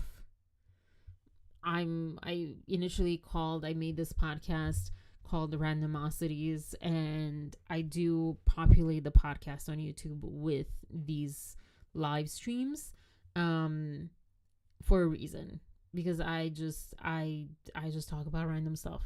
But lately, and by lately I mean this year so far, has been majority Blake Lively. I've started kind of branching off, and I'm trying to get monetized. I am trying to get monetized to 500. I just need 500 subscribers. I'm not even asking for 1,000. I would love 1,000. I'm not asking for 1,000. Just 500. So if you have watched this right now, replay, whatever, and you're not subscribed, please consider subscribing. And that was my starter, my spiel. And also I realized today, it kind of like just the light bulb went off even better at how over-solicited we are, because I was watching these news. So, and I'll get into the 48-hour experience from this weekend, but I came from this experience, this bubble, where for 48 hours from Friday evening, or afternoon, evening, to Sunday, to Monday morning, in my case, I was in this bubble of filmmaking. I was with people. I got extremely sunburned. I still today I can move my head, but I up to yesterday I couldn't even move my head without stinging and pain because I got so sunburned. And I'm itchy and more than painful today, but yeah, even if I touch, it's still stinging. I was in a complete bubble, didn't know anything that was happening, even with my parakeets. I trusted my family. There were some issues, but let's not get into that. But I trusted my family with them. I just was in a bubble, and I come out of this bubble to so much bad news out there and just infuriating stuff. These subpoenas, although I heard about them Saturday night when I finally glanced at my phone for a second, or Friday, I think they were starting the rumors, with Andy and stuff, but then I didn't know about the smaller content creators part and the details of what these subpoenas are asking for. So that was crazy. And then I saw, like I said, let me show you this part at least. I saw this guy's face. Where is it? Nope. Nope. Where is it? Did I not? Let me see. Maybe I didn't put it. Oh, I think it's on Instagram. Hold on. Because there's this Vortex. Wait, why am I going on my phone? Because I have Instagram. What am I doing? Fire Vortex. Like I mentioned, I think in Utah. There's floods in New York. People trapped on the why can't you make this easy, Instagram? Subway. Sorry. And yeah, it's worse and worse and worse. And it kind of hit me today. I think I was saying news. I was saying on my story on Instagram that tell me this is not Inception. Before we actually have come way too far, it's irreversible and we have to find another planet. Tell me this is not Inception at the beginning, because it for sure looks like that. let's see. Okay, here's the Vortex. You'll see also other things that I liked. Evacuated, and a historic lodge has been destroyed by an out-of-control 5,000-acre fire. Adrian Scaveland of member station KNAU reports that state officials are demanding an investigation. I mean, it is it. Well, no, it's not. That's another one. Sorry, the Grand Canyon. Yeah, that also caught on fire. But this... that looks like fun, and that looks very much like all the post-apocalyptic climate movies, at least, like Inception. That's happening. That happened on Saturday. And then, and then this too. U.S. resident in Arizona, in the same county that someone else died in 2007, dies of a pneumonic plague. So, that's fun. And then, more stuff. People, this has been getting 3 months very sick and like passing out or needing attention, being denied attention, like health attention, in these in detention centers or whatever. And then this, because this was fun. This was New York City. I think it was, this is in New York. But also New Jersey. It was like this whole front on the East Coast, which was interesting. We didn't get anything. We got like a little bit of rain on Saturday, but that's it. One thing that I'll say is this is so New York, because these people are laughing and they're just like, whatever. They're interested, they're curious, but like just not phased at all. This is so New York. But I wouldn't freak out. Yeah, the canyon also caught on fire. And then New Jersey. The one thing that I found interesting about the New Jersey one was this. So it looks like a Wendy's or something. They can walk back to wherever their homes are, but that's the and then they pan over and it's like deep water on this road. Severely, and doesn't look like it's showing any signs of letting up.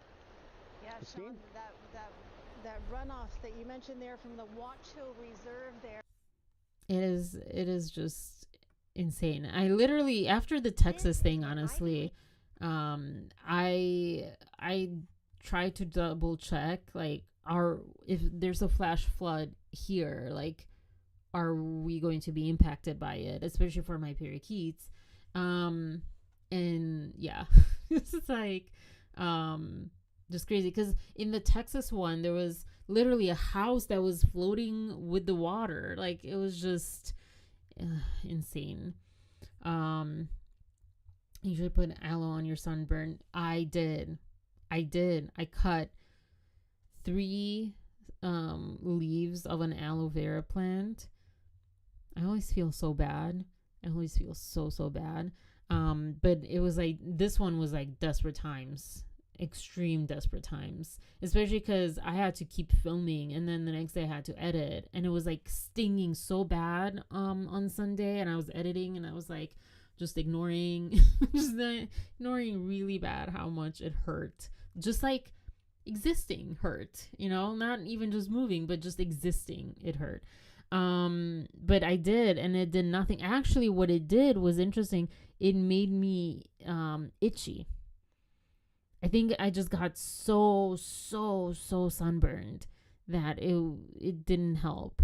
It helped on my face and on areas that weren't as bad, but on the areas that were like really bad, it was itchy. And I also noticed that same thing happened when I burned myself on my finger with the oven, that it was kind of itchy at first.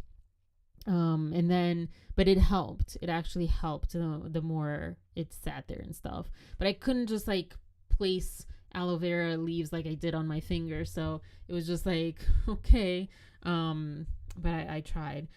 But yeah, these are crazy with the floods and everything. But that's what I was saying, is like, we have to like be mindful of the news of Blake Lively, of our rights being taken away, of were questioned.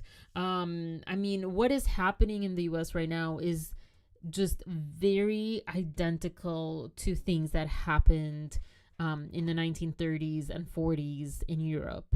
So it is really kind of crazy when you really think about it and you think back on history books and you also see what's happening. Yeah. So yeah, meanwhile, we also have to be mindful of plastics and GMOs, this or that, whatever, but especially plastic, because we get plastic in our brains and stuff now. They did that scan or whatever, they found that. And then also for the environment too. Go to jobs, many of us that are jobs made for at least three people on average instead of one person. We suddenly are doing the job of three, is what I mean. Politics, relationships decay, there's a huge decay of relationships, not just romantic, but just relationships as a whole, connection and community. There's a decay of that. There's also the dopamine algorithms on social media. There's the losing weight of it all, because I was watching this, I was just kind of jotting things down as the day went by, but I was seeing something. There's so many of, obviously, because I think I click on those videos sometimes, so the algorithm is like, oh, what about today? Are you interested today in this? But there are people who, and in real life, I've met people who gained weight during the pandemic and then had a hard time compared to other times to drop it. And what I think happened is, honestly, my opinion, my non-conspiratorial opinion, is stress. Because I think when people describe stress and anxiety, I think it's kind of like people realizing that they're too tired to drive or too drunk to drive.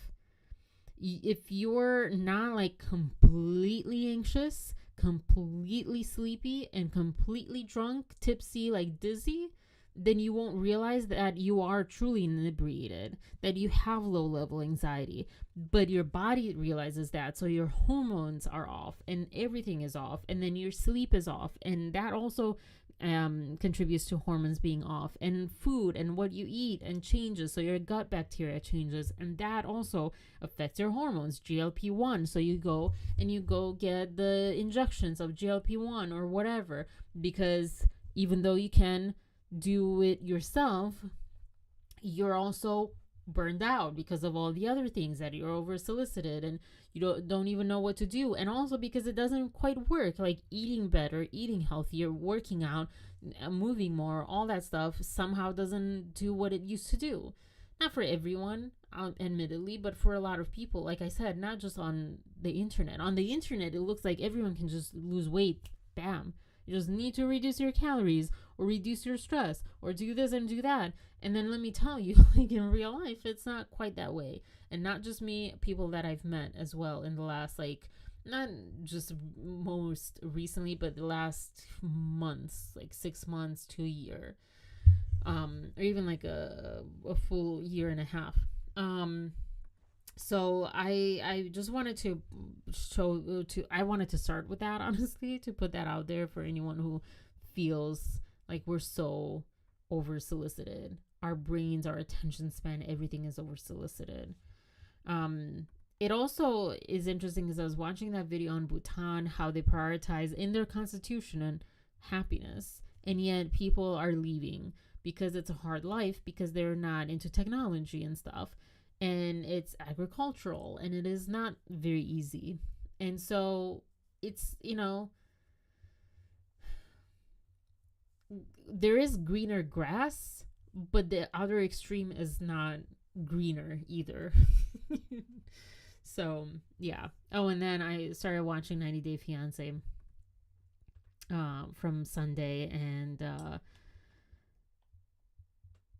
I was just it was hard to watch it. I hate Gino. I hate what he represents. by the end of the episode, he was a little bit more redeemable because Natalie, anyone who doesn't know 90 Day Fiancé, I won't talk for too long about this, but Natalie is someone who is like just demonstrated super secure communication. She is like a normal, secure person, which is like not necessarily super rare, but a lot of people are not securely attached. Anyways, but she demonstrated just completely secure, and she called him out, yeah, at least he was somewhat honest in the end, but he was not honest with her at the beginning, and he's not really honest, or he's not really aware that, because he's like, oh, you know, I didn't have, at first he was saying that he didn't have a connection with Jasmine, his wife, ever.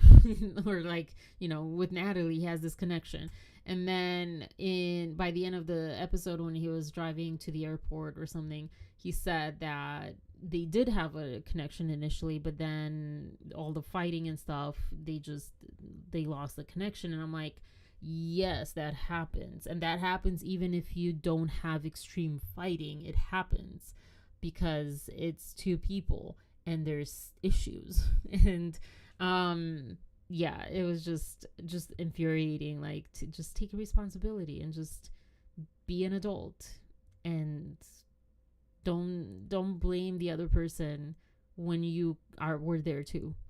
And yeah, anyways, and maybe he should watch himself, because maybe that'll help, you know, see himself on camera and not watch her, because I'm sure if he watches their segment, he's going to be biasly looking at what she was doing wrong and kind of re-triggering, you know, what he felt in that moment. But he should just look at himself and see his part of it, his end of it. And then one thing that was like beautiful, two things actually that were so beautiful, so healthy relationships. One was a friendship example, and one was a romantic relationship example. The friendship example was Darcy, from Darcy and Stacy, blah blah blah. And Darcy was with Georgie, and the whole last episode and this episode was like, yeah, I don't need to like cover up. I'm not going to change who I am. If you're tied to your boobs is who you are, and your cleavage is who you are, and your clothing choices are who you are, you have other issues. And I swear that if I hear her, or Stacy, but if I hear her say, I deserve this, exactly like that, one more time, which I will go crazy. She said it, it's a drinking game at this point. She said it, I don't know how many times. And girl, yes, you deserve it. You deserve love, you deserve respect, you deserve it all.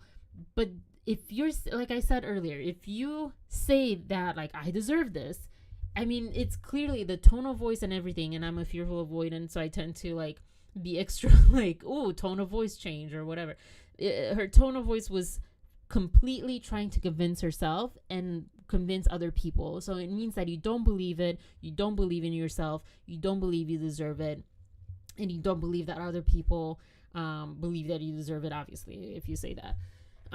But yes, you deserve it, you don't have to say it.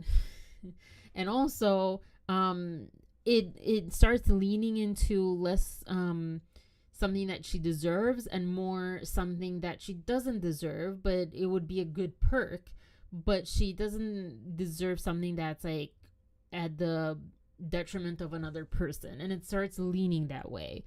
So I don't know, I just got really tired of that. However, and her sister, and even her sister's husband, Florian, in Romanian is Florian, even he was like, yeah, why does he tell you, you know, he is a masseuse, he touches people's bodies.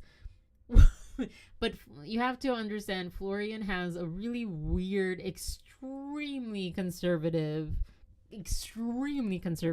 misogynistic, or not even misogynistic, because he was talking about a guy, but like just very stupid, outdated beliefs. So yeah, Just because a guy or a girl, whoever, is a masseuse and touching other people's bodies doesn't mean that the same thing as, hey, tone it down with your outfits when we go to my country that is very conservative, and my parents, I don't want them to judge you. I don't want you to like start off on the wrong foot, and my parents will see you as a whore. Sorry to use that word. That's, I think he said that, or hoe, I don't know, but they'll see you that way because that's how people see that stuff in my country. And I, as a Romanian, can attest that yes, that happens. Eastern European standards are different than Miami standards. And I will say that I shouldn't judge, but I think that Romanian is still in me, because I look at Darcy and I'm like, you do not look like marriage material. You do not look, not that you don't, I take that back, because after seeing her for so long, I think she's a very deeply lovable person and she has a very good heart. So I take that back. She does look like marriage material, but she does not look, she looks trashy. And the fact that she thinks she isn't, that she thinks that she's high quality or whatever she calls herself, because she paid 10,000 or thousands, tens of thousands of dollars on her boobs and her face and her lips and her teeth and all this stuff, that's not the same. No.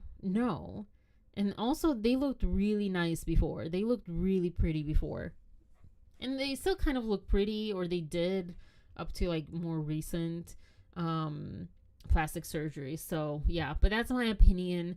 But I also understand, coming from Eastern Europe, I understand that for sure, yes, that happens. And if you cover up a little bit, he's not putting you in a burqa, which also, be in a burqa if you go visit that country with that family, you know?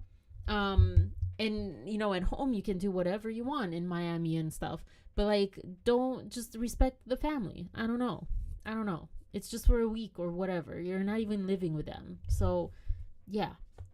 And it's not, like, just, like, typical cleavage or whatever. It's, like, extreme. Like, their 50th birthday outfits were, like, you could see the whole side, more than side boob. It was pretty much a whole boob, back, everything. So, it's, like, yes, there is, you know, from one extreme to the other, there's the middle. You know, choose the middle. The one I'm deviating, but the one thing that I have to say that was healthy was Georgie has a Bulgarian friend that is married to a Persian woman, and I think her name is Roxy, and she had a very mature adult conversation with Darcy about how, yes, this is that culture. They will unfortunately judge you based on that and this and whatever. But just try to be respectful. The one thing that I really loved was the tone of voice that she was using and the way that she was talking about this. And I really loved that Darcy was taking that in. And I think also back to Darcy and Stacey's, I think the last, or second to last season that they had, when their friends were so judgmental, Darcy had no support. And there's like something that I learned about friendships and, you know, how unhealthy and toxic that lack of support is, but how friends feel like that's their right and that is supporting their friend by doing that. And I think that unfortunately also this, like, I deserve this, and the insecurities and everything is as a result also of the people that she's around that do not have the best way of like living and thinking about things. And I think that would change a lot of her insecurities and would calm her down, and she wouldn't be this reactive, and she wouldn't be this like, I'm not gonna change, like, what do you mean I'm not, you know, defensive. Because she did that with Roxy, and it was like beautiful and it was great. And also, like, my heart went out to Darcy, because like that's a lot of pain that she has to face all the other times with her friends. And her, like, your friends shouldn't be the ones that support you and that they tell you how things are that you might not, you know, want to hear, but they tell it in a nice way rather than like just jump to criticizing you or jump to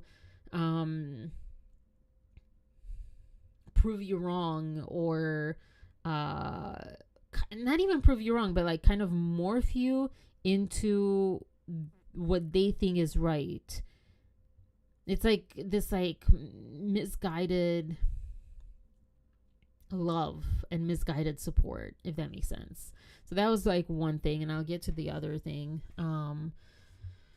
after I read. There's some chat. I watched one couple. The lady name was Kalani, and Kalani, and I forget his name too. The boy's mom and sister was very bold. I didn't like that she cheated on him. Another one I saw, well, he cheated on her. I don't think she cheated on him. I think, oh yeah, she did cheat on him. Did he cheat after? I don't remember. That was like a while ago. It was kind of similar in the sense that, I feel like a lot of these, and I think in real life, there's like a biased support from family that is actually very detrimental to relationships that these people have and to the person themselves. Because that to me was like less about what I was saying, Darcy and Georgie, and more about Darcy. Like, you're not there for your friend, for your sister. You're not acting in her best interest. You're not giving her love. You're not loving her. And yeah, with Kalani and her sister, like her sister is very judgmental too. It's a little different energy, but yeah. Ironically, like with Stacy, I feel like it's Stacy's more calm and like, come on, Darcy, like you're hot-headed kind of thing. Oh, Big Ed. Oh gosh. Yeah, it was. So did you come in when I started talking about them last Friday? Last Wednesday, because I think that's when you first started. And I'm really glad that someone's like watching it. I wanted to talk more about 90 Day Fiancé because, yeah, I really like it. But yeah, people don't really give you the hard truth, even if you don't like what you hear. Yeah, but like give it to you nicely. There's this like false impression of people that they have to like give you tough love, and they just like, it doesn't matter how they say it. I think you feel it as a person. You feel when someone is coming from a judgmental place or from like what they would do from a sympathy kind of place rather than an empathy and just like being kind and telling you, something differently. My therapist, for example, has a really good way to tell me things that I might not want to hear, but the way that he says it, it's just the energy he has behind it. It could be the same words, but the energy is just very kind, and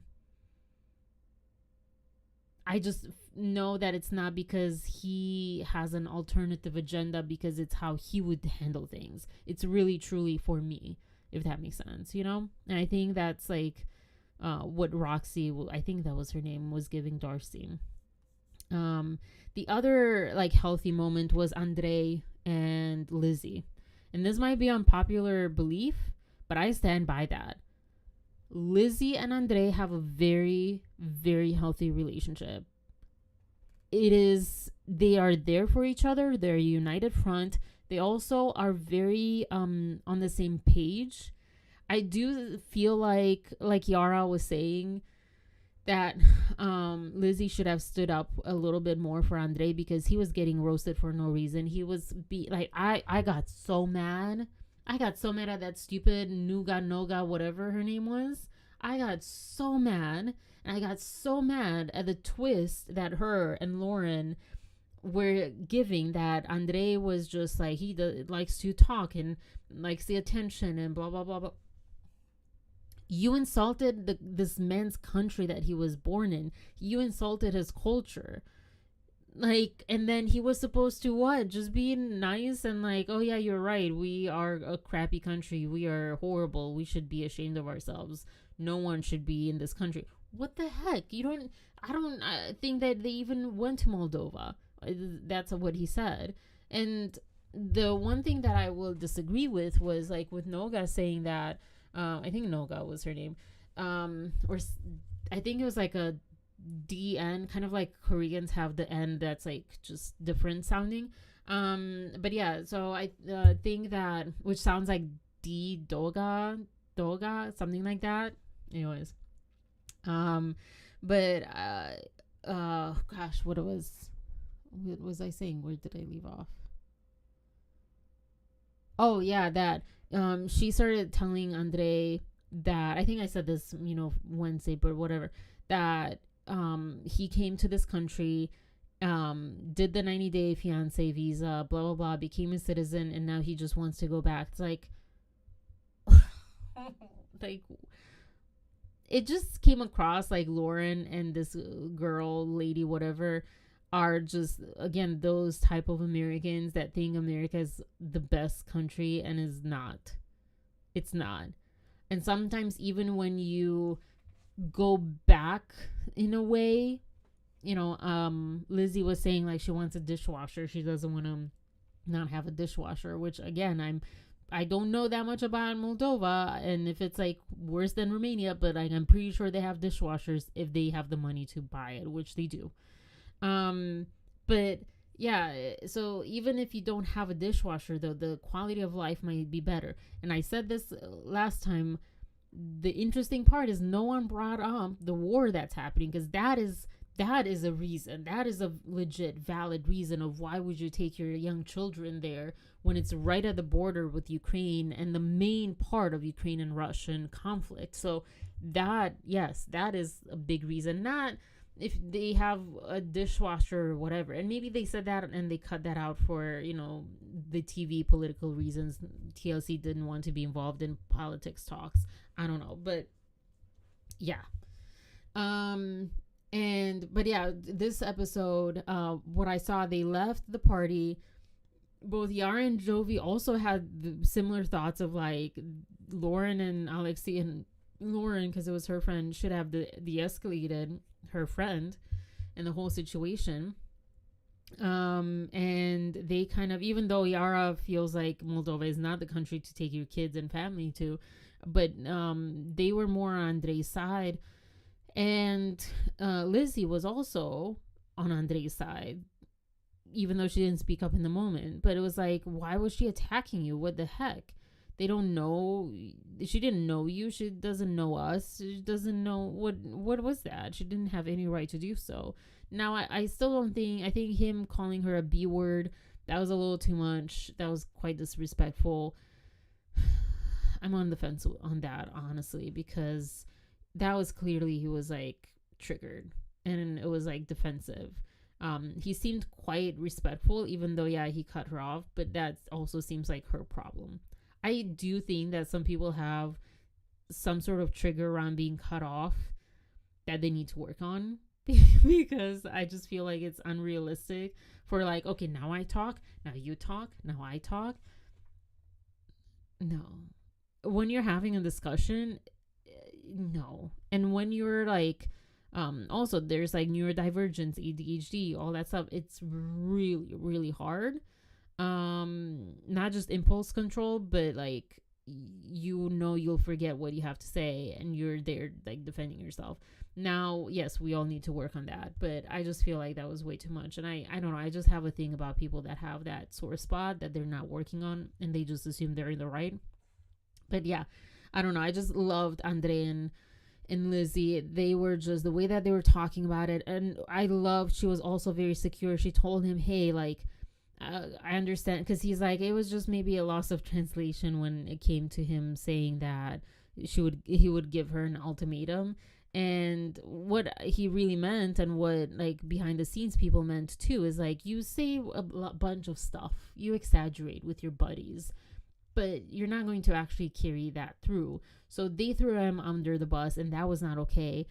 But she said very upfront, like, hey, like, okay, fine, but tell me, like, don't make me look like I don't know what's happening, because it makes me look bad that I don't know what my husband's saying about me or whatever. So just tell me about it, or think of that. So yeah, I thought it's just like, it was just beautiful. It was just beautiful. It's beautiful. And yet Lauren and Alexei were just like, I mean, they're not really, they're really disliked in the 90 Day Fiance community. Not many people like them, apparently. I don't know. Some people do, but like, yeah, and for good reason. And also, it's like, it's interesting that they have a lot to say when clearly Alexi is, or whatever his name, Alex, whatever his name is, he is not the best man and not the best husband. Makes her feel insecure about her body. And there was something else.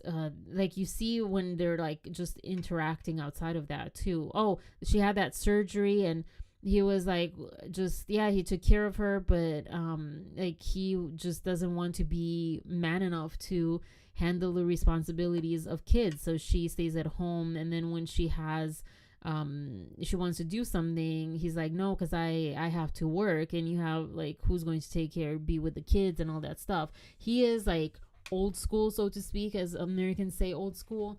And I don't know if that's like technically old school everywhere, but yeah, I don't like that. I don't like that at all. I don't think he treats his wife well at all. And that's what I've seen from Andre and Elizabeth. I think they love each other, and they got each other's backs.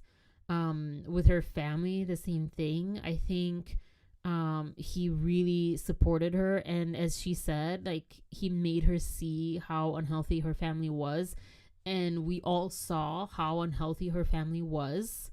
They were very, very unhealthy for her and as a family unit. And I think she's so much better off, and I do think they're healthy together. We'll see, because apparently he says stuff. He says bad stuff, or he misleads her or betrays her or something, you know. They're on this season for a reason. Oh, that's my catchphrase. They're on this season for a reason. I watched some of them, but some of them I didn't watch all the way. Yeah, same. Watch Bachelor in Paradise. It is literally exactly the same, because I see the videos, but it's about 90 Day Fiance people on probably the same beach in Mexico, in the same cabanas and everything, and they're, you know, pairing a bunch of them up. And literally, I was watching the commercial for it, or trailer or whatever, for one episode, and it had the same exact edit and the same exact storyline of the ambulance, and you don't know who's in the ambulance, what happened, all the stuff, and everyone's like, what? Literally exactly copycat of Bachelor in Paradise, that version of 90 Day Fiance, whatever they call it. Island something, whatever. I was like, are you freaking kidding me? No shame. Also, I don't want to watch them. I liked Rob. I don't know that I like him after the tell-all. I think he has issues that he's not dealing with, and I don't like how he handled Jasmine's situation. I think he is not looking in the mirror, and he should. But, you know, he has like a starter of, you know, healthy communication and stuff, so I don't know. But there's that girl. Why is she not taken? That dated whatever his name is. Gosh, I think she was from Colombia or something. Tim dated her. Why is she back? Why is she? I mean, yeah, I don't know. So I feel that's trash. It's probably not as trashy as it seems. If you watch it, it's probably actually more entertaining and something, but I just feel that. And I also am not into dating shows. Like, I'm not curious at all about people trying to date each other. I'm like beyond that. I don't like that. I don't like how things are shown in the US, maybe all over the world. I just don't like the false impressions shows like this give about dating and about who you should date, who you should pick, who you should be with, etc., etc., etc. So yeah, I'm not interested in that one. And Muhammad and Danielle one was crazy. She really didn't want to let him go. What Muhammad, Danielle?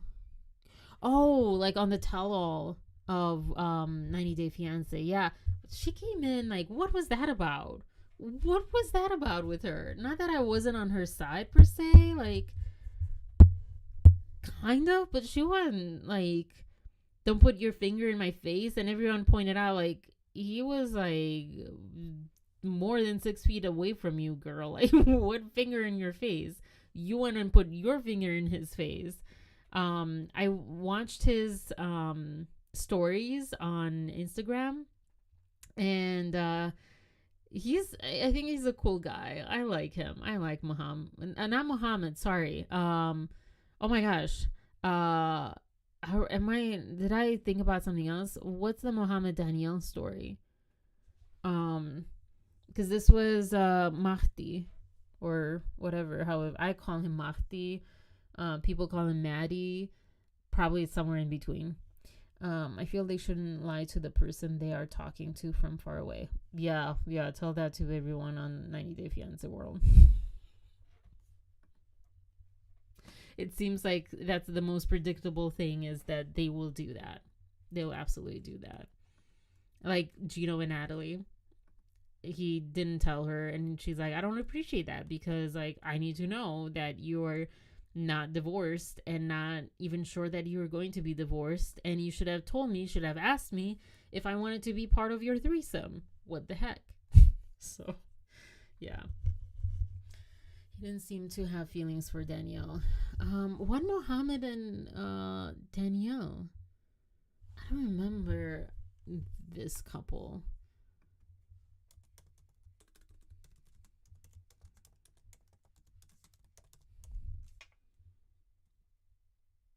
Oh, well, I stand corrected. I do remember.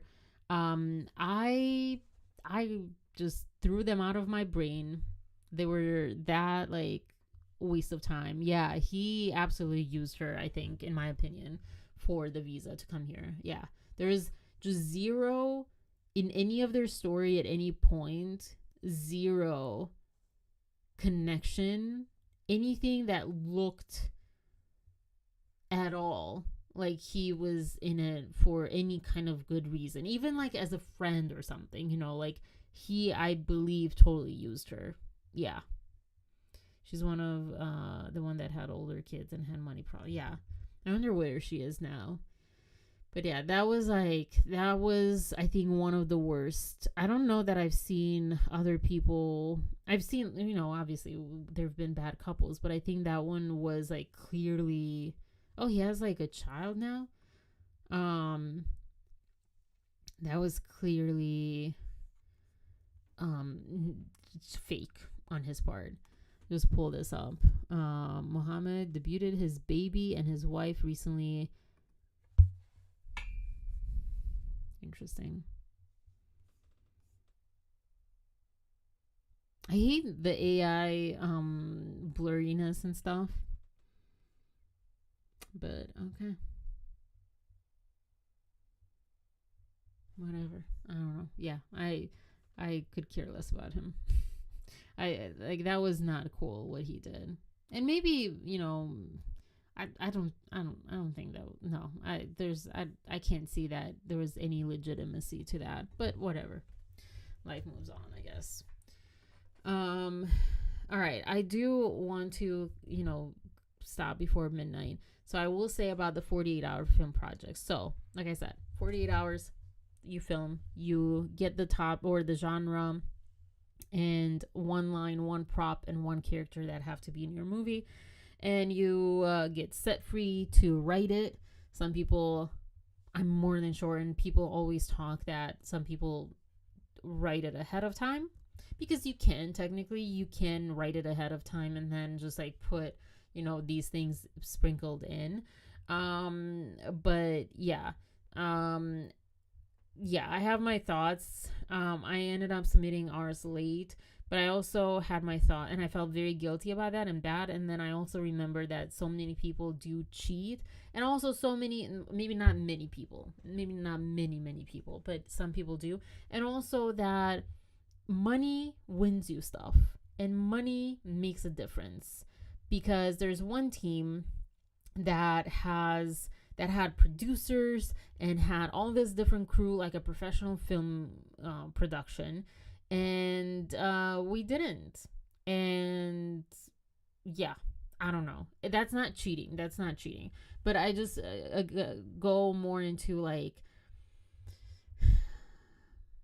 I was basically a 1-2 people crew, but I was really like, I ended up writing. I didn't really want to be everything. I wanted to really just direct, but it ended up that I understood the idea that I was going for, and the idea that other people were kind of morphing that idea into was a bit too cliche for me. And it was like kind of saying things that have already been said and done, and also not really what being the one that created the team, I was kind of like that annoying producer that was like, well, in the end, it's my opinion, it's my choice. And unfortunately, people did not, even to filming day, they just kind of put their own filter on it.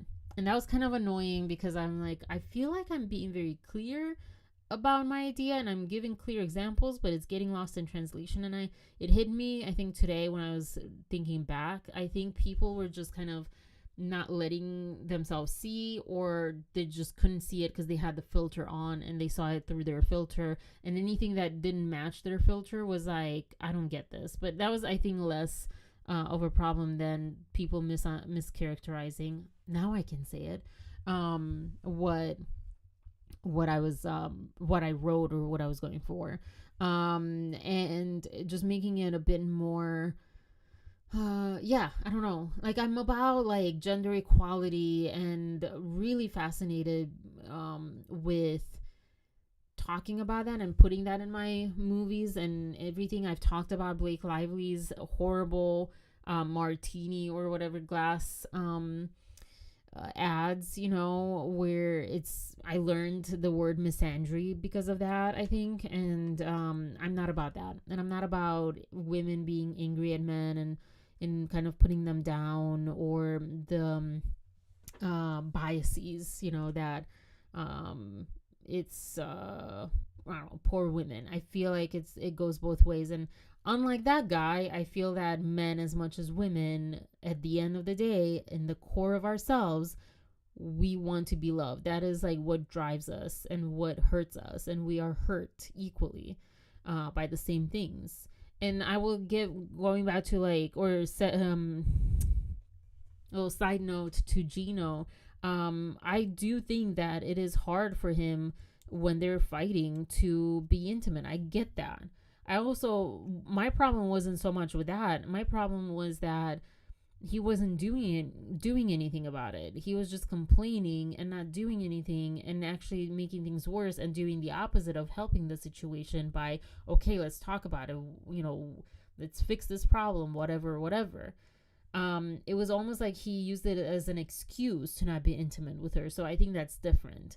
But I get that. I think we all get hurt by the same thing. So anyways, and I also wanted, to have political commentary. And I think I scared people away because I don't think they understood, because they don't know me. The people who were like, no, literally, I saw their eyes. And they don't know me to know that I am not here to be on the nose, to say things that are very on the nose. I almost did kind of similar to that, but really for me it was like, just, I feel like, Justin, if you cover that broccoli with chocolate, people will hear it more. It's not even about believing it or subscribing to the ideas or whatever. It's like hearing it, because the main problem is people don't listen to things that challenge their internal bias. And so how do you break through that? So when I said like political commentary or whatever I said, it was more along the terms of talking about like humanity, being human, and morals, ethics, etc., but not like, not more like Finding Nemo and Star Trek, rather than a documentary, or people oh gosh, a lot of the movies and shows now where they just like spoon feed you, like, this is what I'm saying. It's like, no, you give your audience 1+1 and they get to say, oh, that equals 2, you know, in that sense. And also, it's not so much about the current political party or this or that. It's like the whole ecosystem of humanity right now. So whatever, I didn't get to do that. But yeah, I was like, I ended up being kind of almost like a one-person show almost. I had my one friend that did cinematography, that did camera, that I was like, I feel like, yeah, either you're, but I remember him doing this before too, when he just kind of cuts, and I'm like, but I'm the director, you don't know my vision, and also we don't share the same visuals, then the same visions, and so he might have very legit reasons why his visions are his visions the way that they are, but that's not necessarily the only way. So I was like, you don't know what I need, you know, for my vision. So yeah, so that was a thing. And it ended up also being that I edited and it was like, I don't want to do that again. I want at least like an assistant editor. I would love to collaborate with an editor like I did in England, but I feel like almost did that 1 year with a 48 or 72-hour film project, or both. I think with a horror one or something, and yeah, I think with 2 with my ex, and that was like really cool. We got in a groove at least one of the times, I think both of the times. But I would also love it when there's like a professional editor who knows his editing or her editing, and it's more of a, you know, I just really want to be just the director. That's all I'm gonna say. It was just a lot. It was a lot. And at least, but like I said, at least an assistant editor who matches the sound files with the video files in a spreadsheet, and stuff like that. Yeah. Or like in the software itself. We would have been on time if that was the case. Most of the thing that took time was matching the audio with the video, discovering that the video was blurry. I think he is getting used to how to set, but he's done this with other cameras too, so I wonder what that's about. But I don't know. And then worse, like that was just like 2 shots, it wasn't the biggest deal, but worst was the audio being unusable for the most important parts of the scene that kind of tie it all together. So I did my best. It kind of makes sense. It's not exactly my vision, but it's a 48, so it was a lot. Like I said, I got severe sunburn. I don't know all the different degrees of sunburn, but it was bad.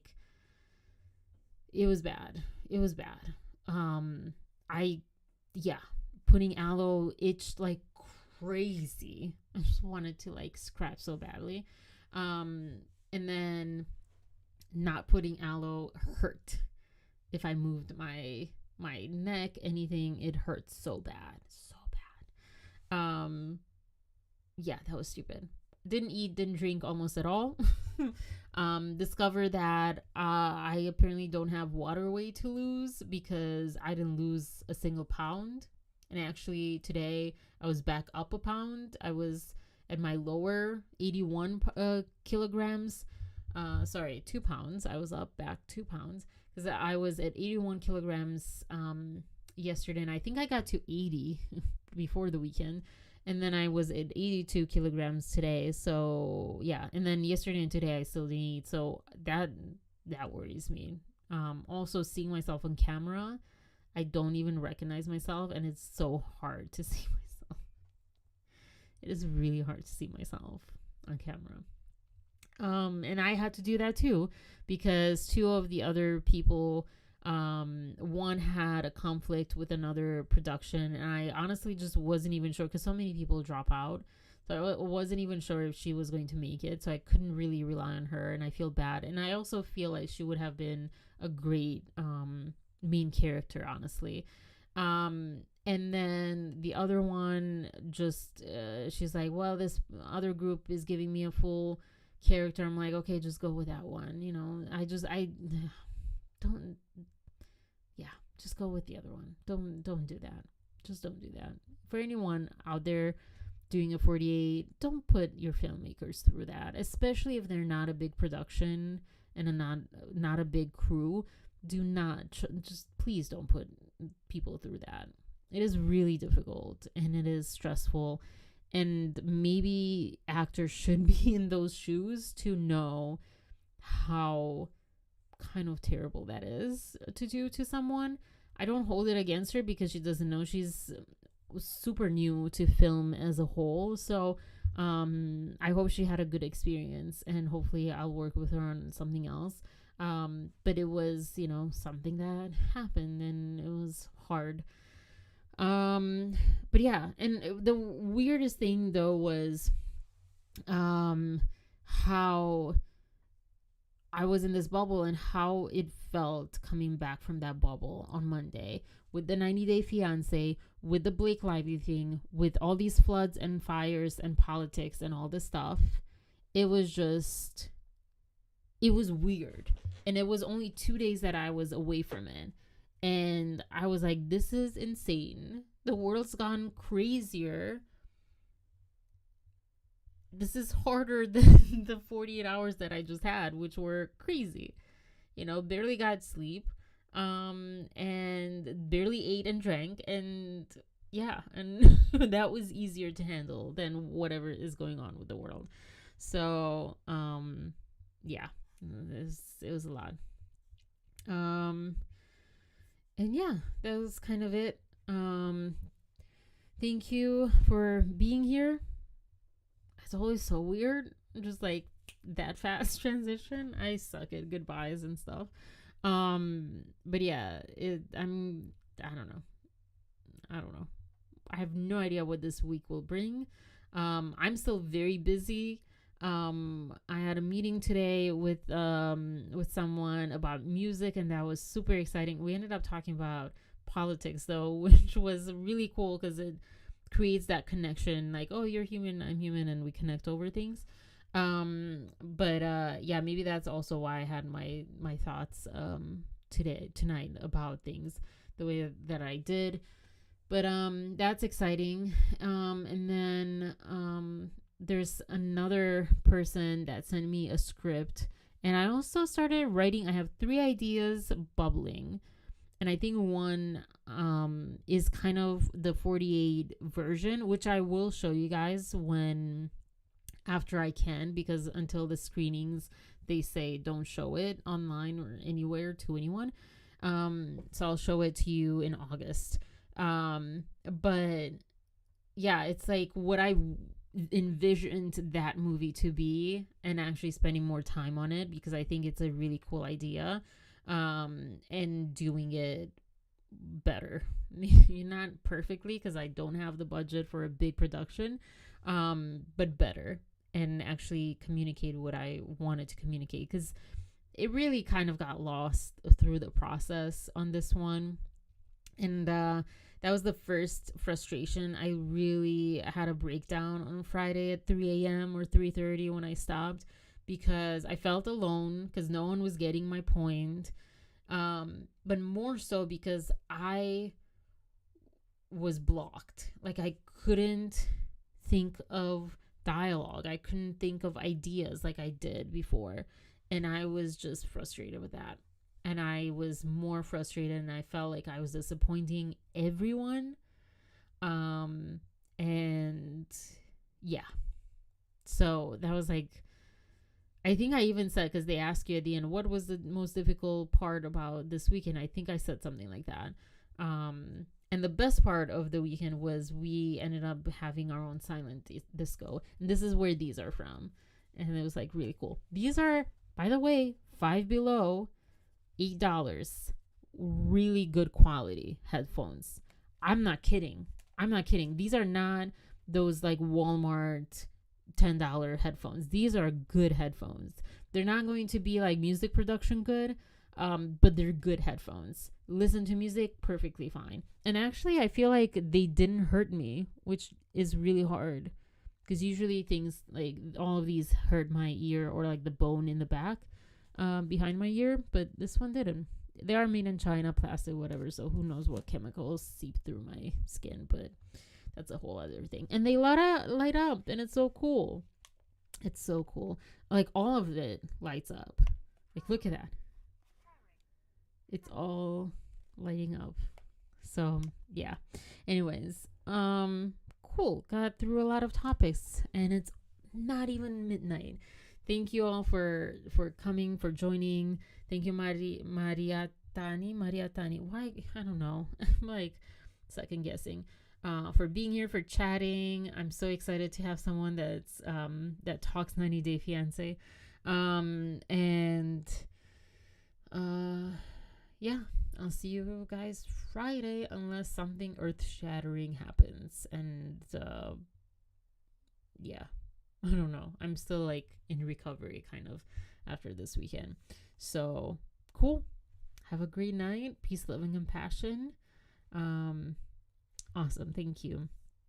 And have a wonderful week. I don't have the end screen, so I'll just like awkwardly just stop. Bye. Good night.